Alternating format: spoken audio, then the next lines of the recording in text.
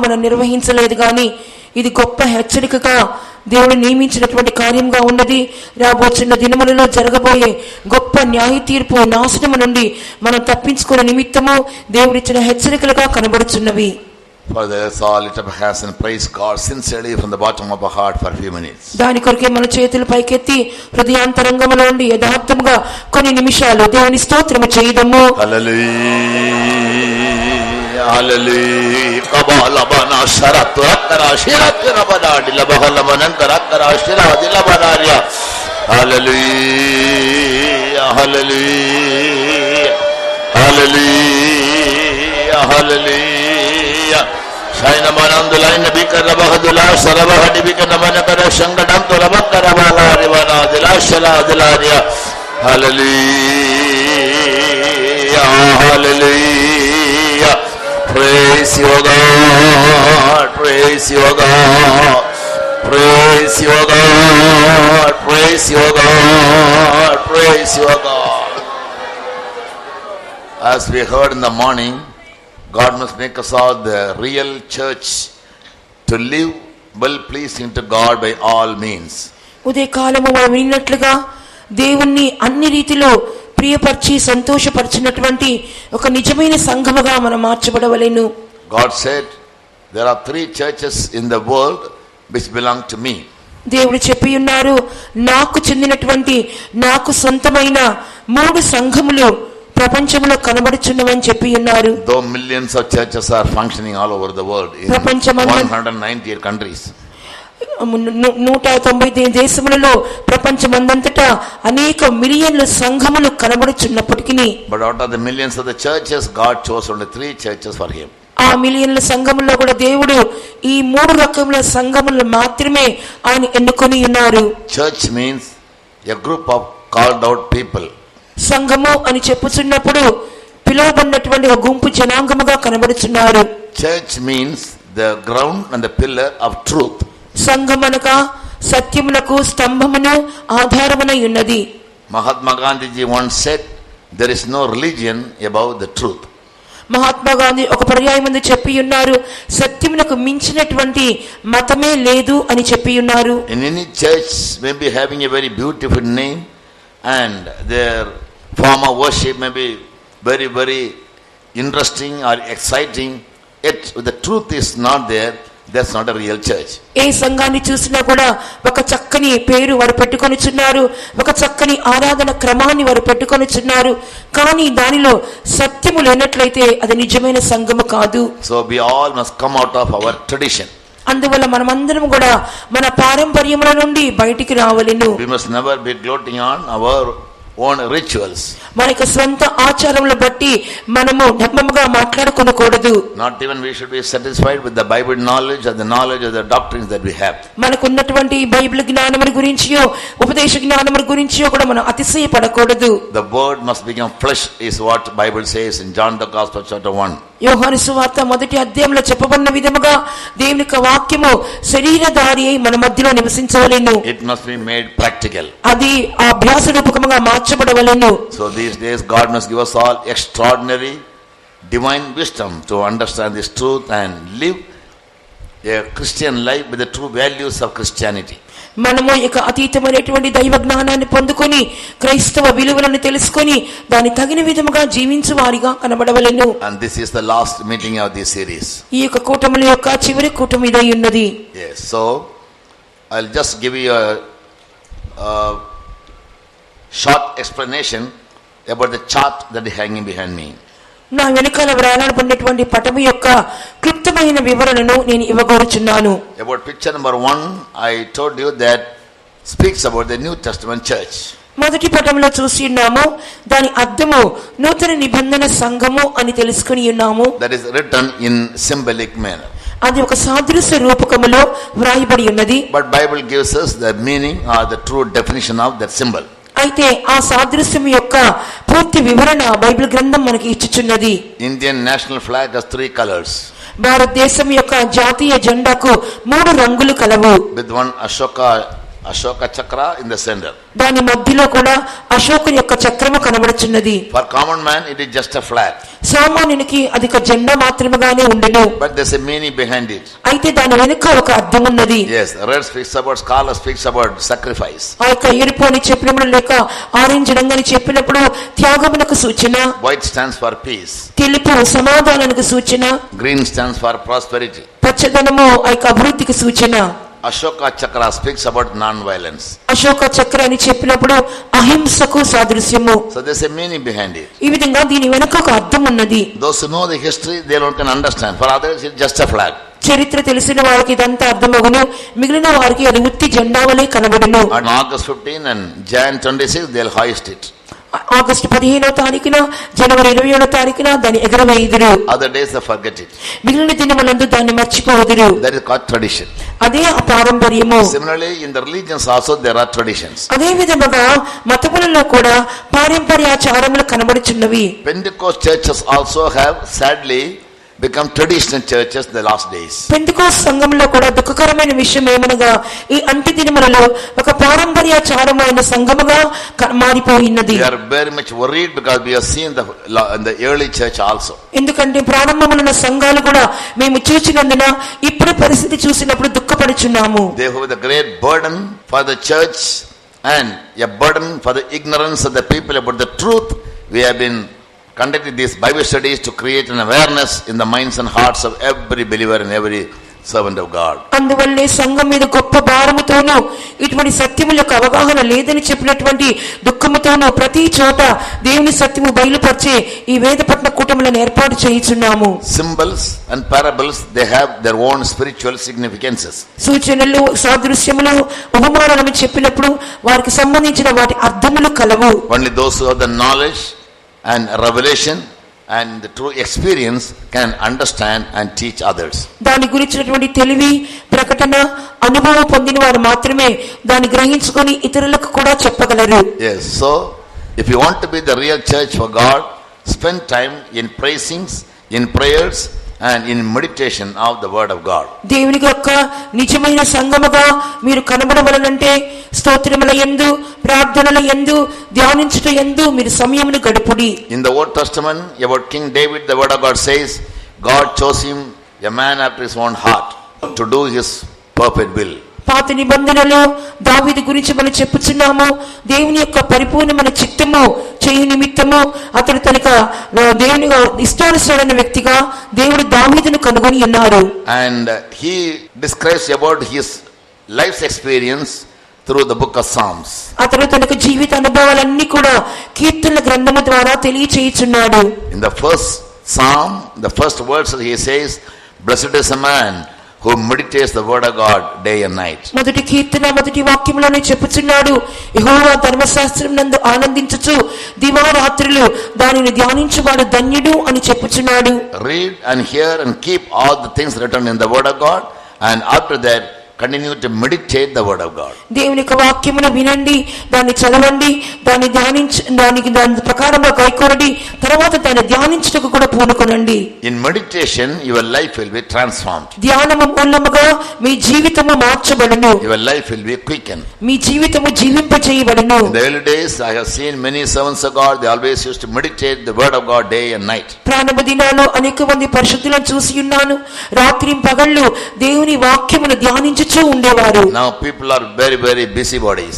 ఇప్పుడు జనులు అనేకమైన పనులలో నిమగ్నమైపోయి ఉన్నారు. They find time for all their personal affairs except for their spiritual affairs. తమకు వ్యక్తిగతమైనటువంటి అన్ని పనుల కొరకు సమయాన్ని కేటాయించగలుగుతున్నారు కానీ ఆత్మీయ కార్యములకు సమయమును ఇవ్వలేకపోతున్నారు. That is a deception of the devil or the spirit of Antichrist. అది సాతాను యొక్క మోసముగాను అంత్యక్రీస్తు యొక్క ఆత్మగాను కనబడుచున్నది. So in the first picture the woman represents the church, and the man child whom she gave birth, he speaks about the church that will be raptured when Jesus comes secretly. మొదటి పటంలో కనబడుతున్న స్త్రీ అని చెప్పినప్పుడు సంఘమునకు సాదృశ్యమైనది. ఈ యొక్క మగ శిశువు అని చెప్పినప్పుడు రాకడలో ఎత్తబడుచున్నటువంటి జయం పొందిన పరిశుద్ధులకు సాదృశ్యము. She will flee to the wilderness. ఆమె అరణ్యమునకు పారిపోవును. Wilderness speaks about the earth. అరణ్యమనగా భూలోకమును చూపించున్నది. And the devil will be very furious and wrath against her, and he will follow her to persecute her for 1260 days. ఆమె మీద సాతాను బహు కోపకృత కలవాడి ఆమెను వెంటాడుచు 1260 దినములు ఆమెను హింసించుటకు బయలువెళ్ళును. Revelation 12 verse 6. ప్రకటన గ్రంథం 12వ అధ్యాయము 6వ వాక్యము. The 1260 days are making about 3.5 years. ఈ 1260 దినములు అని చెప్పినప్పుడు 3.5 సంవత్సరములకు లెక్క ఉన్నది. Yes, so for 3.5 years she will have to go through a great persecution under the hands of the devil or Satan. కాబట్టి ఇక 1200 దినములు అపవాది లేనట్లయితే ఆ అంత్యక్రీస్తు చేతిలో బహు ఉపద్రవములను హింసలను పొందును. Yes, so therefore we must escape that judgment and that persecution or tribulation. కాబట్టి అటువంటి న్యాయ తీర్పును అనగా అట్టి హింసలను శ్రమలను మనం తప్పించుకొనవలెను. Picture number 2 we have already learned that speaks about the secret coming of Jesus. రెండవ పటము గురించి మనం ముందుగానే తెలుసుకుని ఉన్నాము. అది క్రీస్తు యొక్క రహస్య రాకడను చూపించున్నది. And the whole picture speaks about the timeline between the rapture and eternity, or where we are heading to. ఈ యొక్క పటం అంతటిని కూడా చూసినప్పుడు రాకడకును ఆ తర్వాత నిత్యమునకు మధ్యలో కనబడుతున్నటువంటి కాల వ్యవధిని చూపించుచున్నది. When Jesus comes secretly, one group of people will be taken up and the other group will be left behind, because it will be elective. యేసు ప్రభు రాకడ యందు ఒక గుంపు వారు ఎత్తబడుదురు, ఒక గుంపు వారు విడవబడుదురు. ఏలయనగా ప్రభు యొక్క రాకడ ఎన్నిక చేయబడిన రాకడ అయ్యున్నది. The third picture speaks about the third world war. మూడవ పటము చూస్తున్నప్పుడు మూడవ ప్రపంచ యుద్ధమును చూపించుచున్నది. The secret coming of Jesus will occur either minutes before or during or minutes later, when the rapture, when the world war starts. యేసు ప్రభువు రాకడ అనేది ఈ మూడవ ప్రపంచ యుద్ధము జరుగుతున్నప్పుడు గాని, దానికి ముందు గాని, దానికి తదుపరి గాని ఏ క్షణమందైనను రావచ్చును. Now all those who see the media and read the news and hear the news, they can well understand that the whole world is preparing for the third world war. సామాజిక మాధ్యమాలు చూచుచున్నప్పుడు, వార్తలు వినుచున్నప్పుడు మనకు తెలియచున్నది ఏమనగా సర్వ ప్రపంచము కూడా ఈ మూడవ ప్రపంచ యుద్ధముని ఎదురు చూచుచున్నట్లుగా గ్రహించుచున్నాము. In the first world war, near about 30 million people were killed. మొదటి ప్రపంచ యుద్ధమందు దాదాపుగా 30 మిలియన్ల జనులు చంపబడి ఉన్నారు. In the second world war, it was an atomic war. రెండవ ప్రపంచ యుద్ధం అనేది అణుబాంబులతో కూడిన యుద్ధమై ఉండెను. Yes, from 70 to 85 million people were killed. 70 నుండి 80 మిలియన్ల జనులు దాదాపుగా చంపబడి ఉన్నారు. The world is trying time and again to bring peace and avoid the wars by all means. ప్రపంచం అనేది యుద్ధములను మాన్పివేసి ఎలాగైనా శాంతి సమాధానాలు నెలకొల్పాలని చెప్పి ఎంతగానో ప్రయత్నించినది. But they miserably failed. కానీ దౌర్భాగ్యముగా అది తప్పిపోయి ఉన్నది. Because prophecy must come to fulfillment. ఎందువలనంటే ప్రవచనములు నెరవేర్పులోనికి రావలసే తీరు ఉన్నది. In all these three world wars, God has his one purpose and plan.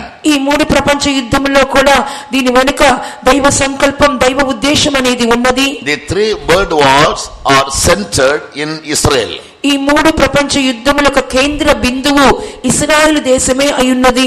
Only for their sake God has allowed these three world wars. వారి నిమిత్తముగానే దేవుడు ఈ మూడు ప్రపంచ యుద్ధములను అనుమతించి ఉన్నారు. In the first world war, they got their land partly. మొదటి ప్రపంచ యుద్ధములో పాక్షికముగా అనగా కొంత భాగము వారు తమ దేశమును పొందుకొని ఉన్నారు. In the second world war, their land was declared to be called as the land of Israel. రెండవ ప్రపంచ యుద్ధము తరువాత వారికి దేశమునకు ఇశ్రాయేలు దేశము అని పేరు పెట్టబడెను. In the third world war, మరి మూడవ ప్రపంచ యుద్ధములో they will receive their Messiah. వారు తమ మెస్సీయను పొందుకొందురు. In Hosea we read, హోషేయ పుస్తకములో చదువుచున్నాము, the children of Israel will continue for a very long time ఇశ్రాయేలు జనులు అనేక దినములుగా ఈ విధంగా కొనసాగించుదురు. without a king, without a god, without teraphim. ఒక రాజు లేకుండా, ఒక యాజకుడు లేకుండా, ఒక వారు నడిపించే నాయకుడు లేకుండా అనేక దినములు కొనసాగించబడుదురు. We learned that from AD 70 till AD 1918 they never had a land of their own. క్రీస్తు శకము 70వ సంవత్సరం మొదలుకొని 1918వ సంవత్సరం వరకు వారికంటూ స్వంత దేశము లేకుండానే వారు ఉండి ఉన్నారు. They were scattered all over the world and lived in the other countries like slaves or like captives. వారు సర్వ ప్రపంచంలోకి చెదరగొట్టబడి ఉన్నారు. అనేక దేశములో దాసులుగాను చెరగాను వారు చెదరగొట్టబడి ఉన్నారు. But God promised that he will bring them back once again into their land. అయితే దేవుడు వాగ్దానం చేసినది ఏమనగా ఆ చెదరగొట్టబడిన జనాంగమును దేవుడు తిరిగి తీసుకొని వచ్చెదరు అనే వాగ్దానం చేసి ఉన్నారు. Hosea 3:4 says, for the children of Israel shall abide many days without a king and without a prince and without a sacrifice and without an image and without an ephod and without teraphim. హోషేయ పుస్తకము 3వ అధ్యాయము 4వ వాక్యములో చూస్తున్నాము, నిశ్చయముగా ఇశ్రాయేలీయులు చాలా దినములు రాజు లేకయు అధిపతి లేకయు బలిని అర్పింపకయు ఉందరు. దేవతా స్తంభము కాని ఏఫోదు గాని గృహదేవతలు గాని వారు ఉంచుకొనకయుందురు. This same words is produced in 2 Chronicles 15:3. ఇదే వాక్యము 2వ దినవృత్తాంతాల పుస్తకము 14:3లో చదువుచున్నాము. For many days they will live without a prince. అనేక దినములు వారు రాజు లేక ఉందురు. Afterward, verse 5 says, afterward shall the children of Israel return and seek the Lord their God. 5వ వాక్యములో మనం చూస్తున్నాము, అటు తరువాత దేవుని ఇశ్రాయేలీయులు దేవుని వెదకుటకు ప్రారంభించెదరు. And David their king. దావీదు వారికి రాజుగా ఉండును. And shall fear the Lord and his goodness in the latter days. అంత్య దినములలో వారు దేవునికి భయపడి దేవుని మార్గములో నడుచువారుగా కనబడుదురు. So this promise of God came into fulfillment in 1918. కాబట్టి ఈ యొక్క వాగ్దానము ఎప్పుడు నెరవేరబడిందంటే 1918వ సంవత్సరములో నెరవేర్చబడి ఉన్నది. Even through prophet Amos, God spoke in chapter 9 verse 8. ఆమోసు గ్రంథంలో కూడా దేవుడు అదే విషయాన్ని మాట్లాడి ఉన్నారు. ఆమోసు పుస్తకము 9వ అధ్యాయము 8వ వాక్యము, that God will bring the children of Israel once again. దేవుడు మరలా ఇశ్రాయేలు ప్రజలను తిరిగి తీసుకొని వచ్చెదరు అని సెలవిచ్చి ఉన్నారు. Chapter 9 verse 14 and 15. 9వ అధ్యాయం యొక్క 14-15 వాక్యములు. I'll bring again the captivity of my people of Israel, and they shall build the waste cities and inhabit them, and they shall plant vineyards and drink the wine thereof. They shall also make gardens and eat the fruit of them. మరియు శ్రమనందుచున్న నా జనులకు ఇశ్రాయేలీయులను నేను చెరలో నుండి రప్పింతును. పాడైన పట్టణములను మరలా కట్టుకొని వారు కాపురముందురు. ద్రాక్ష తోటలు నాటి వాటి రసమును త్రాగుదురు. వనములు వేసి వాటి పండ్లను తిందురు. If you study about the history, the present history of Israel, ఇశ్రాయేలు యొక్క ప్రస్తుత చరిత్రను మనం చదివినప్పుడు, in a short duration time, no country in the world has ever advanced in technology and in every field as Israelis.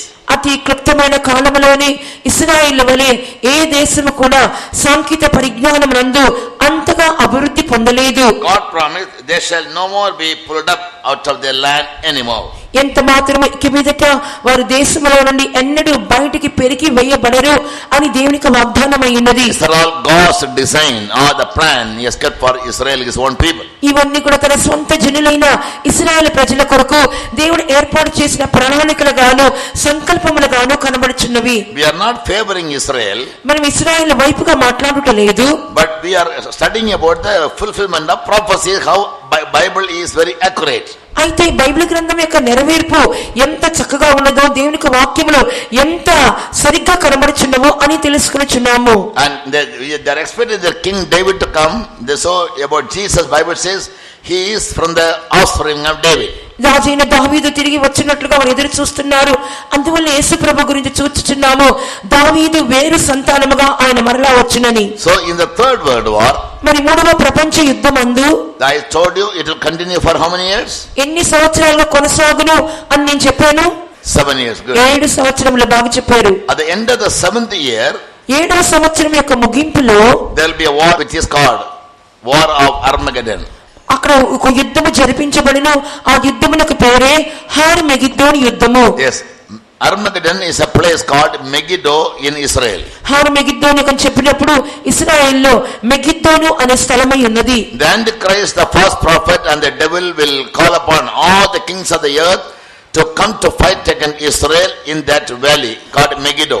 Megiddo అనే లోయలోనికి సాతానుడు, అంత్యక్రీస్తు, అబద్ధ ప్రవక్త వీరందరూ కలిసి జనములను, దేశములను ఇశ్రాయేలుకు విరుద్ధముగా ఆ లోయలోనికి సమకూర్చును. And Israel will find it difficult to withstand his enemies. ఇశ్రాయేలీయులు శత్రువుల దాటికి తట్టుకోలేని పరిస్థితిలో ఉందరు. Zechariah 12th chapter read. Zechariah 12వ అధ్యాయంలో చదువుచున్నాము. When they will come to a place of great desperation. వాళ్ళు గొప్ప నిరాశ, నిస్పృహలోనికి వచ్చినప్పుడు, in helplessness, నిస్సహాయ స్థితిలోనికి వెళ్ళిపోయినప్పుడు, and they will cry upon God. వారు అప్పుడు దేవుని చూసి మొర్రపెట్టుదురు. Then God will give them the spirit of grace and supplication. అప్పుడు దేవుడు వారి మీద కరుణను అందించు ఆత్మను, విజ్ఞాపన చేయు ఆత్మను కుమ్మరించెదరు. When they receive the spirit of grace and supplication, వారు ఆ విధంగా కరుణను అందించు ఆత్మను, విజ్ఞాపన చేయు ఆత్మను పొందినప్పుడు, Zechariah chapter 12 verses 8 down. Zechariah పుస్తకము 12వ అధ్యాయము 8వ వాక్యం నుండి కిందకి చూసినప్పుడు, It shall come to pass in that day that I will seek to destroy all the nations that come against Jerusalem, says God. ఆ కాలమున యెహోవా యెరూషలేము నివాసులకు సంరక్షణగా ఉండిను, వారికి విరోధంగా లేచు వారందరినీ ఆయన నాశనము చేయును. This will take place 7 years after the rapture or after the church is taken up. ఇది ఎప్పుడు జరుగుననగా రాకడ తదుపరి, అనగా సంఘం ఎత్తబడిన తరువాత 7 సంవత్సరముల పిదప జరిగించబడును. And the last year of the 7 years of tribulation. అనగా 7 సంవత్సరముల శ్రమల కాలం యొక్క ముగింపులో జరుగును. In 10th verse God says, I'll pour upon the house of David and upon the inhabitants of Jerusalem the spirit of grace and supplication, and they shall look upon me whom they have pierced, and they shall mourn for him. పదవాక్యంలో చదువుచున్నాము, దావీదు సంతతి వారి మీదను, యెరూషలేము నివాసుల మీదను కరుణనందించు ఆత్మను, విజ్ఞాపంచి ఆత్మను నేను కుమ్మరింపగా, వారు తమ పొడిచిన నా మీద దృష్టి ఉంచి ఏక కుమారుని విషయమై ఏడ్చినట్లు ఏడువుదురు. In that day shall there be a great mourning in Jerusalem in the morning of morning in the valley of Megiddon. మెగిద్దోను లోయలో ఆ దినమందు గొప్ప ప్రలాపములు జరుగును. This Megiddon is called Armageddon. ఆ మెగిద్దోను అనగానే హర్మెగిద్దోను అయి ఉన్నది. And the land shall mourn, and every family apart, and every family of the house of David apart. దావీదు యొక్క కుటుంబంలోని ప్రతి కుటుంబం కూడా ప్రలాపించుటకు మొదలు పెట్టుదురు. The house of Levi and the priests apart. లేవి కుటుంబంలో ప్రత్యేకముగాను, యాజకులు ప్రత్యేకముగాను all will cry upon God and wail and mourn and sigh. వాళ్ళందరూ దేవుని చూసి ఏచుచూ ఉంటారు, మొదలు పెడుతూ ఉంటారు, ప్రలాపించి అంగలాచుచూ ఉందిరు. Then will Jesus come openly. అప్పుడు యేసు ప్రభువు బహిరంగముగా వచ్చెదరు. As you see in picture number 13. 13వ పటములో మనం చూచుచున్న విధముగా it is mentioned in the book of Revelation 19th chapter from verse 11 down. అది ఆ వాక్యము ప్రకటన గ్రంథం 19వ అధ్యాయము 11వ వాక్యం నుండి క్రిందకి చదువుచున్నాము. Jesus will come, యేసు ప్రభువు వచ్చెదరు, riding on white horse. తెల్లని గుర్రం మీద ఎక్కి ఆయన వచ్చెదరు. Horse is a symbol of power. గుర్రము అని చెప్పినప్పుడు శక్తికి సూచన ఉన్నది. Machineries are made like 1 HP, 2 HP, 1.5 HP, half HP. What do you mean by HP? యంత్రములు అనేవి హెచ్పి అనే ఒక శక్తితో నిర్మాణం చేయబడుచున్నది. హెచ్పి అనగా అర్థం ఏమై ఉన్నది? Horse power. హార్స్ పవర్ అని చెప్పుచున్నాం ఆంగ్లములో. Horse is the most powerful animal. ఎందుకంటే గుర్రము చాలా శక్తివంతమైన జీవిగా కనబడుచున్నది. War horses never sleeps. యుద్ధ గుర్రములు ఎన్నడూ నిద్రపోవు. If they sleep, they lose their strength. అవి నిద్రపోతే వాటి బలాన్ని పోగొట్టుకుంటాయి. War horses will always be ready to hear the sound of the trumpet. యుద్ధ గుర్రములు ఎప్పుడు కూడా బూర యొక్క నాదమును వినుటకి సిద్ధముగా ఉండును. Job says in 39th chapter. యోబు తన 39వ అధ్యాయంలో చెప్పుచున్నాడు, when they hear the sound of the trumpet, they say, aha. బూర యొక్క శబ్దము వినినప్పుడు అవి ఆహా ఆహా అనను. They are ever ready for battle. అనగా ఎల్లప్పుడూ యుద్ధమునకు సర్వ సిద్ధముగా ఉండును. Therefore horses will never be allowed to sleep. If they sleep, they lose their strength. అందువల్ల గుర్రములు నిద్రపోటకు ఎవరు అనుమతించరు. ఒకవేళ అవి నిద్రపోతే వాటి బలాన్ని పోగొట్టుకుంటాయి. God has called us all as soldiers of Christ. దేవుడు మనందరినీ కూడా క్రీస్తునకు సైనికులుగా ఉండుటకే పిలిచి ఉన్నాడు. We also must get victory over sleeping. మనము కూడా నిద్ర మీద జయమును పొందుకొనవలెను. Eating, sleeping, all these things are necessary. తినుట, నిద్రపోవట ఇవన్నీ అత్యవసరమైన కార్యములే. Money also is very, very necessary. డబ్బు కూడా చాలా అత్యవసరమైన విషయమే. But overeating, oversleeping, overspending, these are all sin. కానీ అధికముగా తినటం, అధికముగా నిద్రపోవటం, అధికముగా డబ్బు ఖర్చు పెట్టుకోవటం, ఇదంతా కూడా పాపమై ఉన్నది. Do you understand what I say? నేను చెప్పుచున్నది కార్యం అర్థమవుతుందా? Without food we can't live. ఆహారం లేకుండా మనం జీవించలేము. God never says don't eat. తినొద్దు అని దేవుడు చెప్పట్లేదు. But he says don't overeat. Don't have the spirit of surfeiting. కానీ మీరు అధికముగా ఆహారం పుచ్చుకొని వద్దు అనగా తిండిపోతులుగా మారవద్దు. My father taught me eat only 60%. మా తండ్రి గారు చెప్పేవారు 60% మాత్రమే నువ్వు ఆహారం పుచ్చుకో. Yes, 15% drink water. 15% నీళ్లు త్రాగుము. 25% keep your stomach empty. 25% మిగిలింది నీ కడుపు ఖాళీగా ఉంచుకున్నాము. When I was 6 or 7 years old, he taught me that. 6-7 సంవత్సరాల వయసులోనే మా తండ్రి గారు ఇలా నాకు నేర్పించి ఉన్నారు. When I started growing, he gave me another lesson. నేను ఎదుగుతున్న కొలది మరొక పాఠాన్ని కూడా నాకు చెప్పి ఉన్నారు. He said, "Sonny, when you eat and get up from the dining table, you must feel hungry." నీవు తిని ముగించి బల్ల మీద నుండి లెగిచుచున్నప్పుడు నువ్వు మరలా ఆకలి కొనే విధముగా ఉండవలెను. Overeating will spoil our health. తిండిపోతుతనము లేక అధికమైన ఆహారము మనకు ఆరోగ్యమును పాడు చేయును. I know it very seriously, therefore I am banking on everybody this truth. ఈ విషయం నాకు చాలా తీవ్రంగా నాకు తెలిసినందువల్ల ప్రతి ఒక్క చోట నేను ఖచ్చితంగా ఉద్ఘాటించుచున్నాను. Money is very, very necessary. డబ్బు చాలా అవసరమైన విషయమే. Even our ministry will be shut down if we don't have money. డబ్బు లేకపోతే మన సేవ కూడా మూసివేయవలసి వచ్చును. Without money we can't hire out this building and conduct these prayers. ధనము లేకుండా మనం యొక్క స్థలమును తీసుకొని కుటాలు పెట్టలేము కదా. But love of money is the root of all evil. అయితే ఆ ధనము మీద అపేక్ష, దురాశ సర్వ కీడులకు మూలమై ఉన్నది. Yes, like we can drink fruit juices. మనము తినవచ్చును, పండ్ల రసములు త్రాగవచ్చును. But if it is intoxicated, కానీ some kind of alcohol, దానిలో ఎటువంటి ఒక మత్తు పదార్థమును కలిపినట్లయితే that is sin. అది పాపమే కదా. Bible never said don't drink lemon juice. మీరు నిమ్మకాయ రసం తాగొద్దని బైబిల్ చెప్పట్లేదు. But it should not be intoxicated. కానీ దాంట్లో ఆ మత్తు పదార్థము కలపకూడదు. You can get angry, నీవు కోపగించుకొనవచ్చును, but you should never have sin in it. కానీ కోపములో పాపం ఉండకూడదు. So Bible we must study very carefully and try to practice. కావున బైబిల్ గ్రంథాన్ని బాగా చక్కగా అర్థం చేసుకుని దాని అభ్యాసములకు తీసుకుని రావాలిను. Yeah, so in the third world war will begin soon after or just before or during the secret coming of Jesus, and it will continue for 7 years. మూడవ ప్రపంచ యుద్ధం అనేది ప్రభు యొక్క రాకడ సమయమందును లేక దాని ముందు దాని వెనుకలో తప్పకుండా జరుగును. అది 7 సంవత్సరములు కొనసాగించబడును. After the world war, the world will be immersed into one government.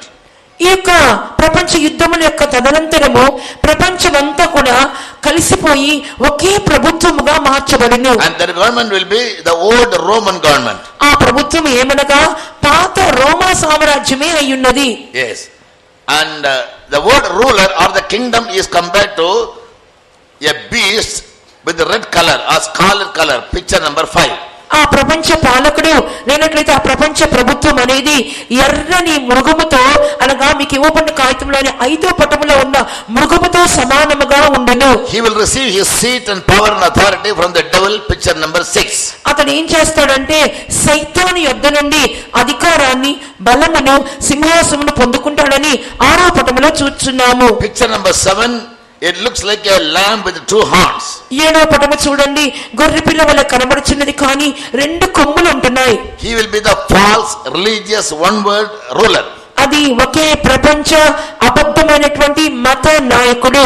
Bible calls him as false prophet in Revelation 19 verse 20. ప్రకటన గ్రంథం 19వ అధ్యాయం 20వ వాక్య ప్రకారముగా బైబిల్ గ్రంథము ఈ మృగాన్ని అబద్ధ ప్రవక్త అని పిలుచుచున్నది. These 3 will work together as an evil trinity.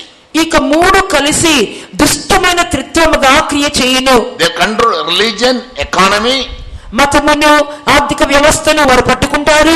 and world administration are ruling. మరియు ప్రపంచం యొక్క ప్రభుత్వాన్ని లేక పాలనను వారి కట్టుబాటులో ఉంచుకొందురు. In Revelation 13 chapter these things are narrated. ప్రకటన 13వ అధ్యాయములో ఈ విషయములన్నీ వ్రాయబడి ఉన్నవి. And I told you this morning, మరియు ఈ ఉదయకాలం ముందు నేను చెప్పి ఉన్నాను, he will make all the citizens the world to have his number. ఈ లోకములోని పౌరులందరూ కూడా తన సంఖ్య కలవారిగా ఉండినట్లుగా చేయును. And their agenda is, వారి యొక్క లక్ష్యం ఏమనగా, it is mentioned in picture number 8 in the chart that's in my hand. నాకు చేతిలో ఉన్నటువంటి పటంలోని 8వ పటాన్ని చూడండి. Somebody read it.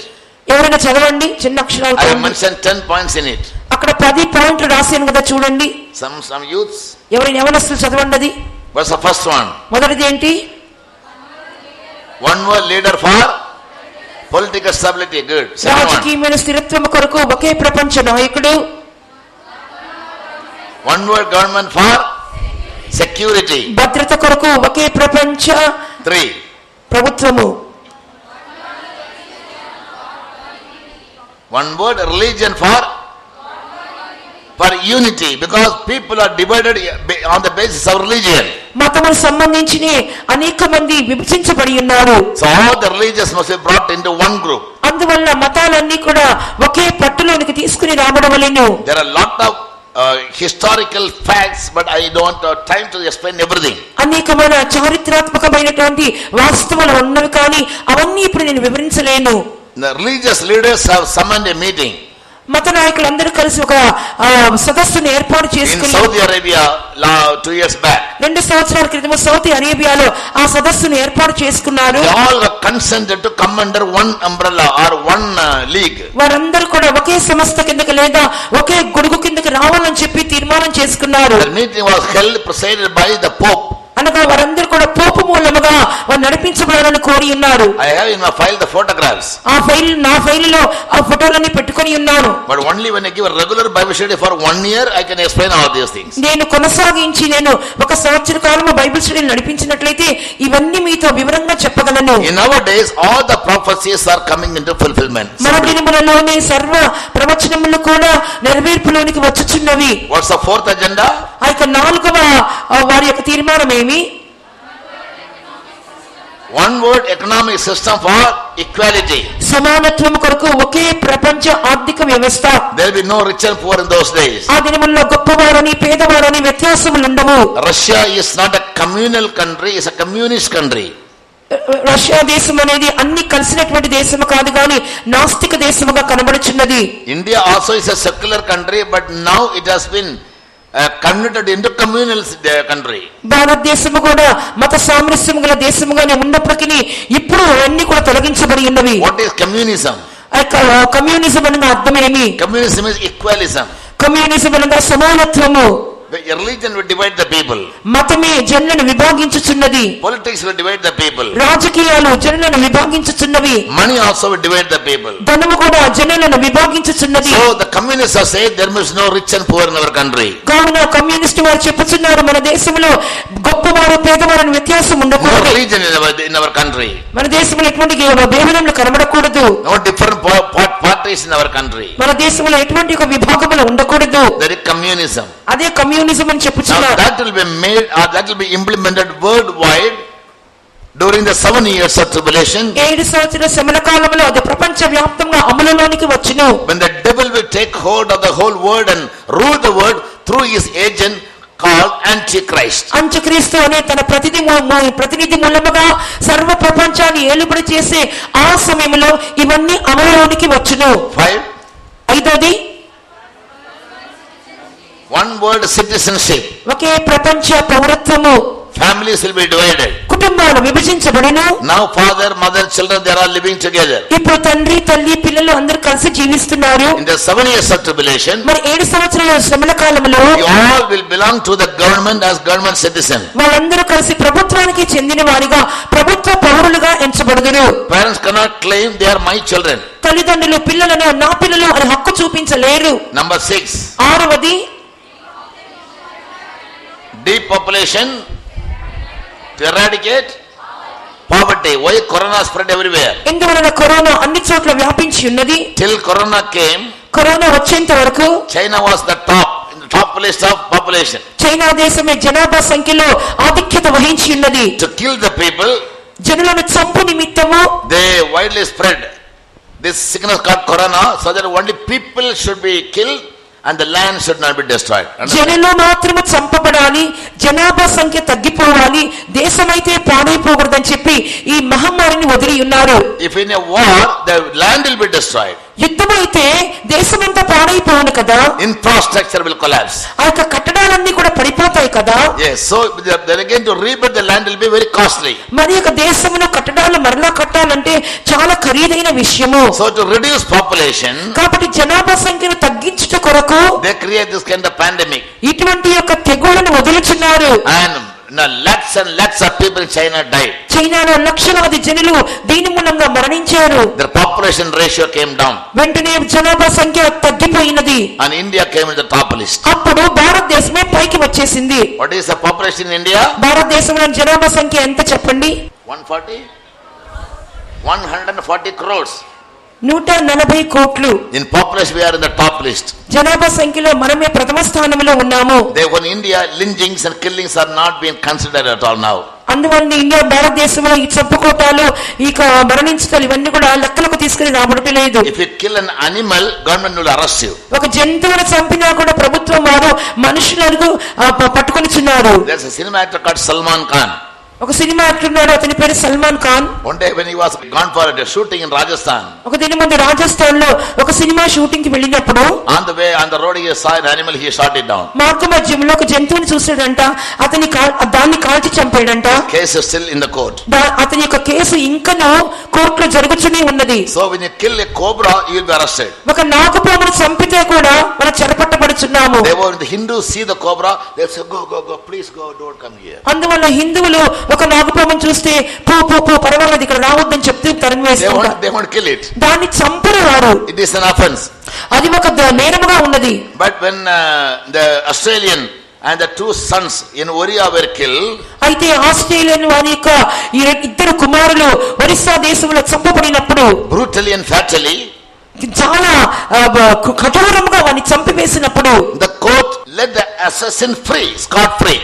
కోర్టు వారు ఆ చంపిన వారిని విడుదల చేసి శిక్ష లేకుండా వదిలివేసి ఉన్నారు. That is Indian government. చూడండి, భారతీయ ప్రభుత్వం అట్లా ఉన్నది. Understand? అర్థమైందా? All right. So they tried their best to depopulate. వారు జనాభా సంఖ్యను ఎంతగా తగ్గించాలో అంతగా వారు ప్రయత్నించి ఉన్నారు. And the Illuminatis have a plan. Illuminati వాళ్ళకు కూడా ఒక ఉద్దేశం ఉన్నది. I want to teach that, but time doesn't permit. దాని గురించి నేను చెప్పాలనుకున్నాను కానీ సమయం అనుమతించట్లేదు. Yes, only the rich people must rule. ఆ యొక్క ధనవంతులే దేశాన్ని పరిపాలించాలి. The rich and the wise must rule. ధనవంతులు మరియు జ్ఞానవంతులే దేశాన్ని పరిపాలించేయాలి అనే ప్రతిపాదన ఆ ప్రకాశింపబడే గుంపు వారికి ఉన్నది. Poor people, illiterate people, they say they are a burden to the earth. పేదవాళ్ళు, చదువు లేనోళ్ళు భూమికి భారము అని చెప్తున్నారు. That is true also. అది నిజమే కూడా. A poor man, he will never have a job. ఒక పేదవానికి ఎటువంటి ఉద్యోగం ఉండదు. He may be a rickshaw puller. అతను ఒక రిక్షా లాక్కునేవాడుగా ఉంటాడు. But he will say, I have 7 children. కానీ 7 మంది పిల్లలు ఉంటారు ఇంట్లో. Rich people, ధనవంతులు maximum 1. ఒకరు కానీ వాళ్ళ ఇంట్లో పిల్లలు At the most 2. అధికమైతే 2 మాత్రమే. You know, there used to be a slogan written in the vehicles, in auto rickshaws and cars. We are 2 and we have 2. మేము 2 మాకు 2 అనే ఒక నినాదాన్ని ఆటోల వెనక, రిక్షాల వెనక రాసి పెడతారు కదా. మీరు చూసారా అదే మాట? Now they changed it.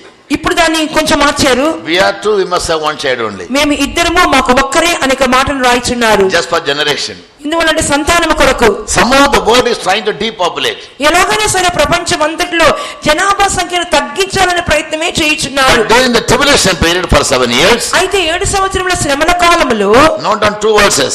2 వాక్యాలు రాసుకోండి. In the first 3.5 years of tribulation, మొదటి 3.5 సంవత్సరాల శ్రమల కాలములో, Revelation 6:8 says, ప్రకటన గ్రంథము 6వ అధ్యాయము 8వ వాక్యం చెప్పుచున్నది, 1/4 of the world population will be killed. ప్రపంచంలోని జనాభా సంఖ్య 4 పాళ్లలో 1 పాలు చనిపోవును. By famine. కరువుల మూలముగాను. How? ఎలాగునా? The Antichrist will never give the food. అంత్యక్రీస్తు వారికి ఆహారం పెట్టడు. Because they have to receive his number. ఎందుకంటే వారి సంఖ్యను వేసుకోవాలి కదా. To buy or sell. క్రయ విక్రయములు చేయుటకు. So those who refuse it, they have to die in famine. ఎవరైతే దాన్ని తిరస్కరించుదురో కరువు కాటకాలతో చచ్చిపోవాల్సిందే. Or he will kill them by sword.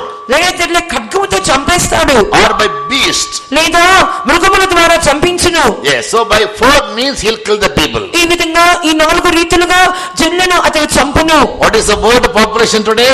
ఈ రోజు జనాభా సంఖ్య ఎంత ఉన్నది? Approximately. దాదాపుగా. Loudly. ప్రపంచ జనాభా సంఖ్య 800 crores. 800 కోట్లు. Approximately the present world population. దాదాపుగా ప్రస్తుత ప్రపంచ జనాభా సంఖ్య యొక్క సంఖ్య అంత ఉంది. Revelation 6:8 says, ప్రకటన 6:8లో చూస్తున్నాము, All the youth very carefully listen. యవనస్తులందరూ బాగా జాగ్రత్తగా వినాలి. And old people also, if you have the spirit of the youth, you also listen. పెద్దవాళ్ళు కూడా వినండి, యవనస్తులు బాగా శ్రద్ధగా వినాలి. 1/4 of the world population will be killed. ప్రపంచం యొక్క జనాభా సంఖ్యలోని 4వ భాగము చంపబడును. Then what will be the world population? అలాగ అయిపోతే ఎంత మిగిలి ఉంటారు? Sorry? I get it. Isaac Newton, good. Isaac Newton లాగా జవాబులు చెప్తున్నారు, చాలా మంచిది. So 600 crores will be left.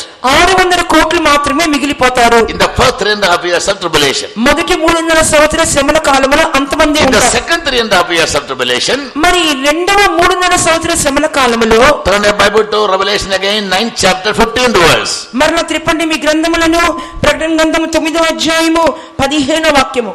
Here we read, అక్కడ ఏం చదువుతున్నాము? 1/3 population will be killed.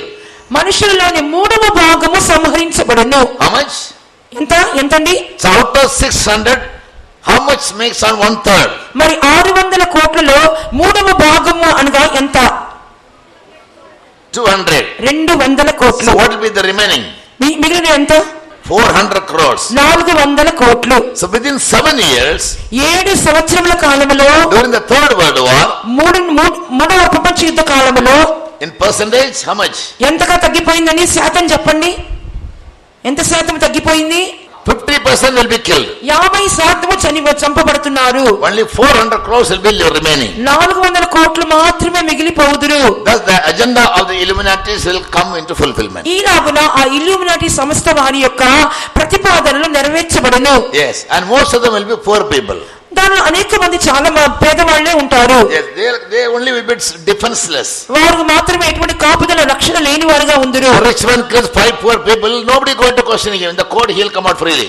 ధనవంతులైన వారు ఎన్ని కోర్టు కేసులున్నా సరే డబ్బు ఉంది కదా బయటికి వచ్చేస్తున్నారు. So poor people, for them, పేదవారే అటువంటి వారి కొరకు, they are unwanted creatures.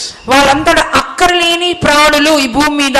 They are unwanted weights for the earth. భూమికి అక్కర్లేని భారంగా పేదవాళ్ళు ఉంటున్నారు. Unwanted load for the country, for the world. దేశమునకు ప్రపంచముగా అక్కర్లేని భారము బరువుగా ఉంటున్నారు. Yes, now 2 years back, 2 సంవత్సరాల క్రితము in Burma, బర్మా దేశములో now they chased out all the Muslims from their country. ఆ దేశంలోని ముస్లింలందరినీ తరిమివేశారంట. You know why? ఎందుకో తెలియనా? Some Muslims went there. కొంతమంది మహమ్మదీలు అక్కడ వెళ్ళారు. So the country, they allowed them to stay there. సరే మన దేశంలో మనం ఉండనిచ్చుకున్నారు. But in a very short time, కానీ క్లుప్త కాలంలోనే their strength started growing in millions. వారి యొక్క సంఖ్య అనేది మిలియన్లలో అధికమగుచూ వచ్చెను. The government thought this, if you allow these people, they'll capture our country. వీళ్ళు కానీ ఇక్కడ ఉన్నట్లయితే మన దేశమంతా ఆక్రమించుకుంటారని ప్రభుత్వం వారు So there was తెలుసుకొని a big conflict between the Burmans and the Muslims. Burma దేశస్తులకు మహమ్మదీయుల మధ్య గొప్ప పోరాటములు కలిగెను. And they chased all of them out. అందరినీ కూడా బయటికి నెట్టివేసి ఉన్నారు. So depopulation is one of their agenda. ఇలాగున వారి జనాభా సంఖ్య తగ్గించడమే ఒక వారి ప్రతిపాదనలో ముఖ్యమైనది. 7th one, 7వది, many tongues, one voice. Many tongues, one voice. అనేకమైనటువంటి నాలుకలు కానీ ఒకే స్వరము. There is a country called Belgium. Belgium అనే దేశం ఉన్నది. Its capital called Brussels. దాని యొక్క రాజధాని Brussels. And that is a capital of the Roman Empire. అది రోమా సామ్రాజ్యం యొక్క రాజధాని. European Union. యూరోపియన్ యూనియన్ యొక్క రాజధానిగా ఉంటున్నది. And they have a parliamentary house. అక్కడ ఒక పార్లమెంటు ఇల్లు కూడా ఉన్నది. When you enter the parliament house, ఆ పార్లమెంటు లోనికి మనం ప్రవేశించినప్పుడు you will come across a slogan. ఒక నినాదము రాసి పెట్టి ఉంటారు. What is it? అదేంటది? Many tongues, అనేకమైన నాలుకలు, but one voice. కానీ స్వరము ఒక్కటే. About the 7th kingdom which is to rise, ఇంకా తిరిగి లేవవలసిన 7వ రాజ్యము గురించి చూచినప్పుడు Revelation 17 verse 12 says, ప్రకటన గ్రంథం 17-12 చూస్తున్నాము. all the 10 kings will have one mind. ఇక 10 మంది రాజులకు ఒకే మనస్సు ఉండును. If they have one mind means, though they are diverse in language, అనగా ఒకే మనసు అనగా భాషల్లో వ్యత్యాసకరంగా ఉన్నను, they all will unanimously speak only one thing. అందరూ ఏకగ్రీవంగా ఒకే కార్యాన్ని పలుకుతూ ఉంటారు. Many voice, అనేక స్వరాలు, అనేక నాలుకలు, but one voice. అనేక నాలుకలు కానీ ఒకే స్వరము. So word of God is coming into fulfillment accurately in our days. చూడండి, మన దినములలోనే దేవుని యొక్క వాక్యం ఎంత తూచా తప్పకుండా నెరవేర్చబడుచున్నదో. The morning I told you the language will be ఉదయకాలం చెప్పాను కదా వారి భాష ఎలాగుండను? What will be the one word language? ఒకే ప్రపంచ భాష. ఏంట భాష పేరు? Digital language for communication. ఆ యొక్క వారి యొక్క సంప్రదింపుల కొరకు డిజిటల్ భాష. If I speak Russian, you cannot understand. నేను రష్యా భాష మాట్లాడితే మీకు అర్థం కాదు కదా. If Russia's code number is 0091 as India, Russia యొక్క కోడ్ నెంబరు 2091 అనుకోని ఇండియా దేశం లాగా you can understand. మీరు అర్థం చేసుకుంటారు, Right? అంతే కదా. What is Indian code number? India code number ఎంత? +91. +91. So people who use phones, if I say +91, you can understand it is India. మీరు ఫోన్లు వాడేవాళ్ళు +91 అని చెప్పి వచ్చినట్లయితే వెంటనే ఇది ఇండియా ఫోన్ నెంబర్ అని గుర్తుపడతారు. +977. +977 అంటే ఎవరిది? Nepal. నేపాల్ వాడిది. So countries can be easily identified by the number rather than the name. ఈ విధంగా దేశములనేవి వాళ్ళ పేర్ల కంటే అధికంగా సంఖ్యల ద్వారా సులభంగా గుర్తుపట్టబడును. When foreigners can call me, I check the number. విదేశాల్లో నుండి నాకు ఫోన్ కాల్ వచ్చింది అనుకోండి, వెంటనే నంబర్ చూసుకుంటాను. If it is 0063, 0063 వచ్చింది అనుకోండి, I call you from Singapore. అది సింగపూర్ కాల్ అని చెప్పి గుర్తుపడతాను. We make out by experience. ఇవన్నీ కూడా అనుభవపూర్వకంగా తెలుసుకుని ఉన్నాము. So countries and people all will be identified కాబట్టి by the దేశాలు number and not by their names. దేశాలు ప్రజలందరూ కూడా పేర్ల బట్టి కాదు సంఖ్యల బట్టి గుర్తుపట్టబడుచున్నారు. Many tongues but one voice. అనేకమైన నాలుకలు కానీ స్వరము ఒక్కటే. Next one, తర్వాతగా చూడండి, abolition of ownership of properties. Ever since the BJP came to power, BJP ప్రభుత్వము అధికారంలోకి వచ్చిన దినం మొదలుకొని they bring in new laws every time. ప్రతి రోజు కూడా కొత్త కొత్త ఆజ్ఞలను వెలువడించుచున్నారు. And they said all the properties back the year 40 years back, 40 సంవత్సరాల క్రితం ఉన్నటువంటి ఆస్తులన్నింటినీ పరీక్షిస్తున్నారు. it must all be computerized. అవన్నీ కూడా కంప్యూటర్ లోకి ఆన్లైన్ లో ఎక్కించాలి. In Andhra Pradesh, you cannot buy a land if it has not been uploaded in the online. Andhra Pradesh లో ఒక స్థలం కొనలేము, అది ఆన్లైన్ లో అప్లోడ్ చేసి ఉంటేనే కొనగలము. We tried to purchase a land for convention. మా కన్వెన్షన్ గ్రౌండ్ కోసమని ఒక స్థలం కొనాలనుకున్నాము. We saw a beautiful place. ఒక చక్కని స్థలాన్ని చూసాము. When we checked online whether that place is a good one or a legal one, online లో మేము చెక్ చేసినప్పుడు ఒక స్థలం మంచిదా ఎలాంటిదని చెప్పి చట్టపూర్వకంగా చూసినప్పుడు the government published that this is prohibited land for sale. ఆ యొక్క స్థలము అనేది అమ్మడానికి నిషేధించబడింది అని చెప్పి ప్రభుత్వం వారు తెలియజేసి ఉన్నారు. So we left it. వెంటనే ఆ స్థలాన్ని వదిలేసాము. So and BJP said BJP వాళ్ళు అంటున్నారు nobody should have benami properties. బినామీ ఆస్తులు ఎవరికి ఉండకూడదు అని చెప్పుచున్నారు. The rich people, what they do, they'll buy a house, one in his name, the other house in the wife's name, a third in the daughter's name, the fourth in son's name. ధనవంతులు ఏం చేస్తున్నారు, ఒక ఇల్లునేమో వాళ్ళ పేరులో, ఒక ఇల్లునేమో భార్య పేరులో, పిల్లల పేరులో, కుమారుల పేరులో వేరువేరుగా వారు some relatives name. లేదా వారి బంధువుల పేరులో సంపాదించుకుంటున్నారు. Owner may be one person. యజమానుడైతే ఒక్కడే ఉంటాడు, registration done in many people's name. కానీ రిజిస్ట్రేషన్ అనేక మంది పేర్లతో చేసుకుంటున్నారు. That's called binami property. అదే బినామీ ఆస్తులు అని చెప్పుచున్నారు. Indian government banned it. భారతదేశ ప్రభుత్వం దాన్ని నిషేధించింది. It's all the beginning for the one word government. ఇవన్నీ కూడా ఒకే ప్రపంచ ప్రభుత్వానికి నాందిగా కనబడుచున్నవి. We study these things, therefore we get to know. ఇవన్నీ నేర్చుకున్నాం కాబట్టి సత్యములన్నీ మాకు తెలియచున్నవి. So during the tribulation period, కాబట్టి శ్రమల కాలములో Antichrist, the world ruler, were ruling. అంత్యక్రీస్తు అనే ప్రపంచ నాయకుడు పరిపాలిస్తున్నప్పుడు Yesterday I saw in the news, నిన్నటి దినమంతా వార్తల్లో చూసి ఉన్నాను. one person was taking a registration paper and tearing it. ఒక వ్యక్తి తన యొక్క ఇంటి రిజిస్ట్రేషన్ కాగితాన్ని తీసుకొని రెండుగా చింపేసి ఉన్నాడు. So registration papers also are made as legal tender. అదే విధముగా రిజిస్ట్రేషన్ కాగితాలు కూడా చట్టపూర్వకమైనటువంటి విలువ కలిగిన మార్చబడిపోయింది. It has to be, uploaded in the computer. అవన్నీ కూడా కంప్యూటర్ లో అప్లోడ్ చేయబడి ఉండవలెను. People, because they make lot of bogus registrations. ఎందువలనంటే అనేకమైనటువంటి అన్యాయమైన రిజిస్ట్రేషన్లు జరుగుతున్నాయి. When I was doing the service in Punjab, నేను పంజాబ్ లో సేవ చేయుచున్నప్పుడు one Sardar came and occupied our land. ఒక సర్దార్ గారు వచ్చి మా స్థలాన్ని ఆక్రమించుకున్నాడు. He made a bogus registration. ఆ యొక్క తప్పైనటువంటి రిజిస్ట్రేషన్ Fake చేయించుకున్నాడు. registration. ఆ యొక్క తప్పైనటువంటి రిజిస్ట్రేషన్ చేయించుకున్నాడు. I had to approach the police. నేను పోలీసు వారి యొద్దకు వెళ్ళి ఉన్నాను. I faced a lot of difficulties అనేకమైనటువంటి కష్టాలు ఎదుర్కొన్నాను to get the land back. ఆ తిరిగి నా భూమి నాకు రావడానికి. So people can make fake registrations. ఈ విధంగా ఆ యొక్క తప్పైనటువంటి రిజిస్ట్రేషన్ కూడా జల్లు చేయిస్తున్నారు. And therefore binami properties will not be acceptable. అందువల్ల బినామీ ఆస్తులు అంగీకరించబడవు. And during those days, ఆ దినములలో your house will belong to the government. మీ ఇల్లు కూడా ప్రభుత్వానికి చెందినదిగా ఉండును. Your children will belong to the government. మీ పిల్లలు కూడా ప్రభుత్వానికి చెందిన వారుగా మారతారు. In America, it is already in practice. అమెరికాలో ఇప్పటికే అది అలవాట్లోకి వచ్చేసింది. One brother from Kerala, Kerala నుండి ఒక సహోదరుడు, when his daughter was doing some mischief, అతని కుమార్తె ఏదో కొన్ని తుండ్ర పనులు చేయించున్నది. he caught and gave her a slap. ఆమెను పిలిచి కుమార్తెను తండ్రి ఒక దెబ్బ కొట్టి చెంపదెబ్బ కొట్టాడు. She filed a case against the father in the court. వెంటనే కోర్టులో తండ్రికి విరోధంగా కేసు పెట్టింది. Father was arrested and was imprisoned for 2 years. తండ్రిని పట్టుకొని ఉన్నారు, 2 సంవత్సరాలు జైలు శిక్ష వేసి ఉన్నారు. He said, she is after all my daughter, I have every right. ఆమె నా కుమార్తె కదా, ఆమె మీద ఒక సర్వాధికారం ఉన్నది కదా అంటున్నాడు. Government said she is American citizen. ప్రభుత్వం ఏమంటుంది? ఆమె American పౌరురాలు. The government has the right over her. ఆమె మీద ప్రభుత్వానికి హక్కు ఉన్నది. Now she has filed a case against you. నీకు విరోధంగా కేసు పెట్టింది కదా, You need arrest. నీవు తప్పకుండా అరెస్ట్ చేయబడాలి. In the jail for 2 years. 2 సంవత్సరాలు జైల్లో ఉన్నాడు. When he came out, అతను బయటకు వచ్చిన తర్వాత he saw the daughter. కుమార్తెను చూశాడు. He used his intelligence. అతని యొక్క జ్ఞానమును ఉపయోగించాడు, తెలివిని. He started loving her. చాలా ప్రేమ చూపించాడు. Yes, more than anything else, she was so surprised. The daughter thought, my father is truly repentant. He learned a very good lesson. I taught him a beautiful lesson. ఆయన చూపించే ప్రేమను చాలా ఆమె ఏమనుకుందంటే, మా తండ్రి గారు నిజంగా మారాడు, మంచి గుణపాఠం నేర్పించారు మా నాన్నకి అనుకుంది. But the honeymoon was only for 2-3 months. ఆయన ఆ హనీమూన్ యొక్క అనుభవం అంతా కూడా 1-2 సంవత్సరాలకే. The father wrote to his brother in Kerala. తండ్రి గారు తన కేరళలో ఉన్న సహోదరునికి ఉత్తరం రాసి ఉన్నాడు. Send me a telegram. నాకు ఒక టెలిగ్రామ్ పంపించు. That so and so serious at the point of death. పలాని వారు సీరియస్ గా ఉన్నారు, చనిపోయే స్థితిలో ఉన్నారని నాకు టెలిగ్రామ్ పంపించు అని చెప్పారు. When he got that message, వెంటనే ఆ మెసేజ్ he వచ్చినప్పుడు told the wife and children, oh, immediately we must go to Kerala. భార్యకు పిల్లలతో చెప్పారు, మనం వెంటనే కేరళకి వెళ్ళిపోవాలి, సిద్ధపడండి అన్నాడు. He wanted to see her family. నాకు కుటుంబాన్ని నేను చూసుకోవాలి. Everybody packed up and came and landed in Kerala. అందరూ కూడా తమ వస్తువులు సర్దుకున్నారు, నేరుగా కేరళ వచ్చేసి ఉన్నారు. When they landed in Trivandrum airport, Trivandrum airport లో దిగిన వెంటనే the father looked at the daughter and said, carry the luggages. తండ్రి కుమార్తెను చూసి లగేజ్ అంతా మొయ్యి.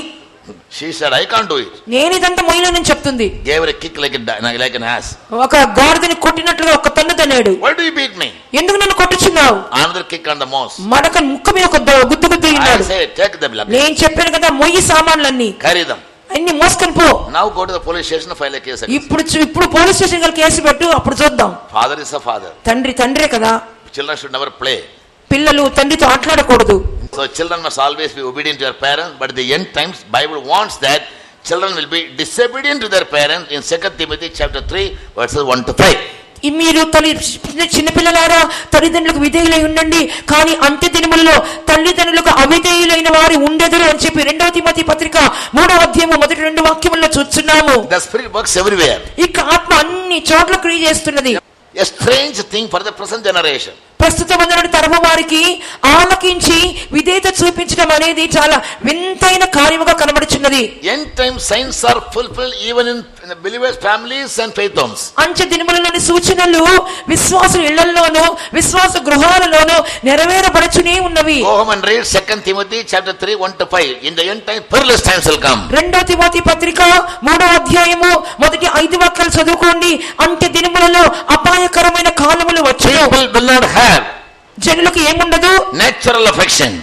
స్వాభావికమైనటువంటి ప్రేమ ఉండదు. Father mother love will not be there. తండ్రి తల్లి Mother but daughter love will not be there. తల్లికి తండ్రికి పిల్లలకి మధ్యలో ప్రేమలు ఉండవు. Everybody is like the robots. అందరూ కూడా రోబోల వలె మారిపోయి ఉన్నారు. Robots can do things. రోబోలు పనులు చేస్తాయి, They can't love one another కానీ ఒకరినొకరు ప్రేమించుకోవు. because they are machines. ఎందుకంటే అవి యంత్రములే కదా. So people have started living like machines. కాబట్టి జనులు యంత్రాల వలె జీవిస్తూ మొదలు పెట్టారు. We children of God should be very very careful. దేవుని బిడ్డలైన మనము అతి జాగ్రత్త కలిగి ఉండవలేను. One point on which our perfection depends is our divine characteristics. మనకు సంపూర్ణత దేని మీద ఆధారపడి ఉన్నదనగా, ఒకటి మనం పొందుతున్నటువంటి దైవిక స్వభావముల మీద.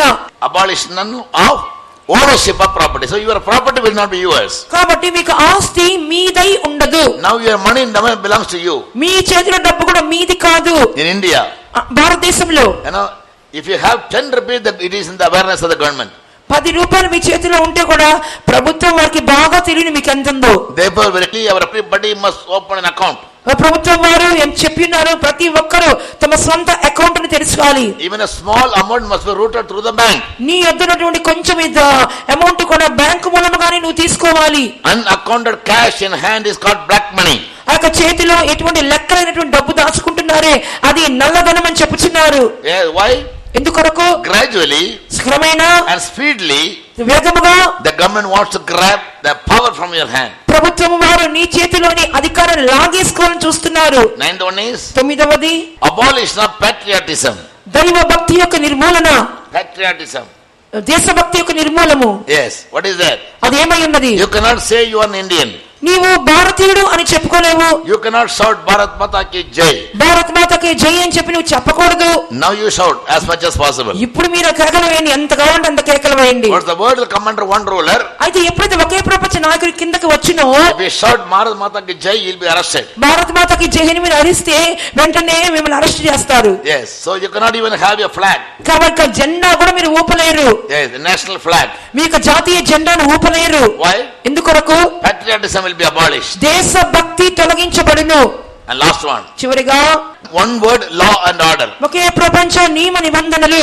ఏ ప్రభుత్వం వారు అమలు కాపాడటకు వెళ్ళలేదే. One, therefore, when the Antichrist will come to power, కాబట్టి అంత్యక్రీస్తు అధికారంలోకి వచ్చినప్పుడు they'll make the law and order all over the world the same. ప్రపంచమంతా ఒకే నియమ నిబంధనల క్రిందకు తీసుకుని వచ్చును. There are many more things. These are the major things. ఇంకా అనేకమైన కార్యాలు ఉన్నాయి. ఇవే ప్రాముఖ్యమైన అంశములు. So have a glimpse of all these things. కాబట్టి ఈ విషయాలన్నీ కూడా ఒకసారి చూచుకొని Create a fear in our heart. హృదయంలో ఒక భయాన్ని కలుగ చేసుకోండి. Pray from today. ఈ రోజు నుండి ప్రార్థన మొదలు Lord, save me from entering into this tribulation. దేవా ఇట్టి శ్రమలలోకి వెళ్ళకుండా నన్ను తప్పించు ప్రభువా.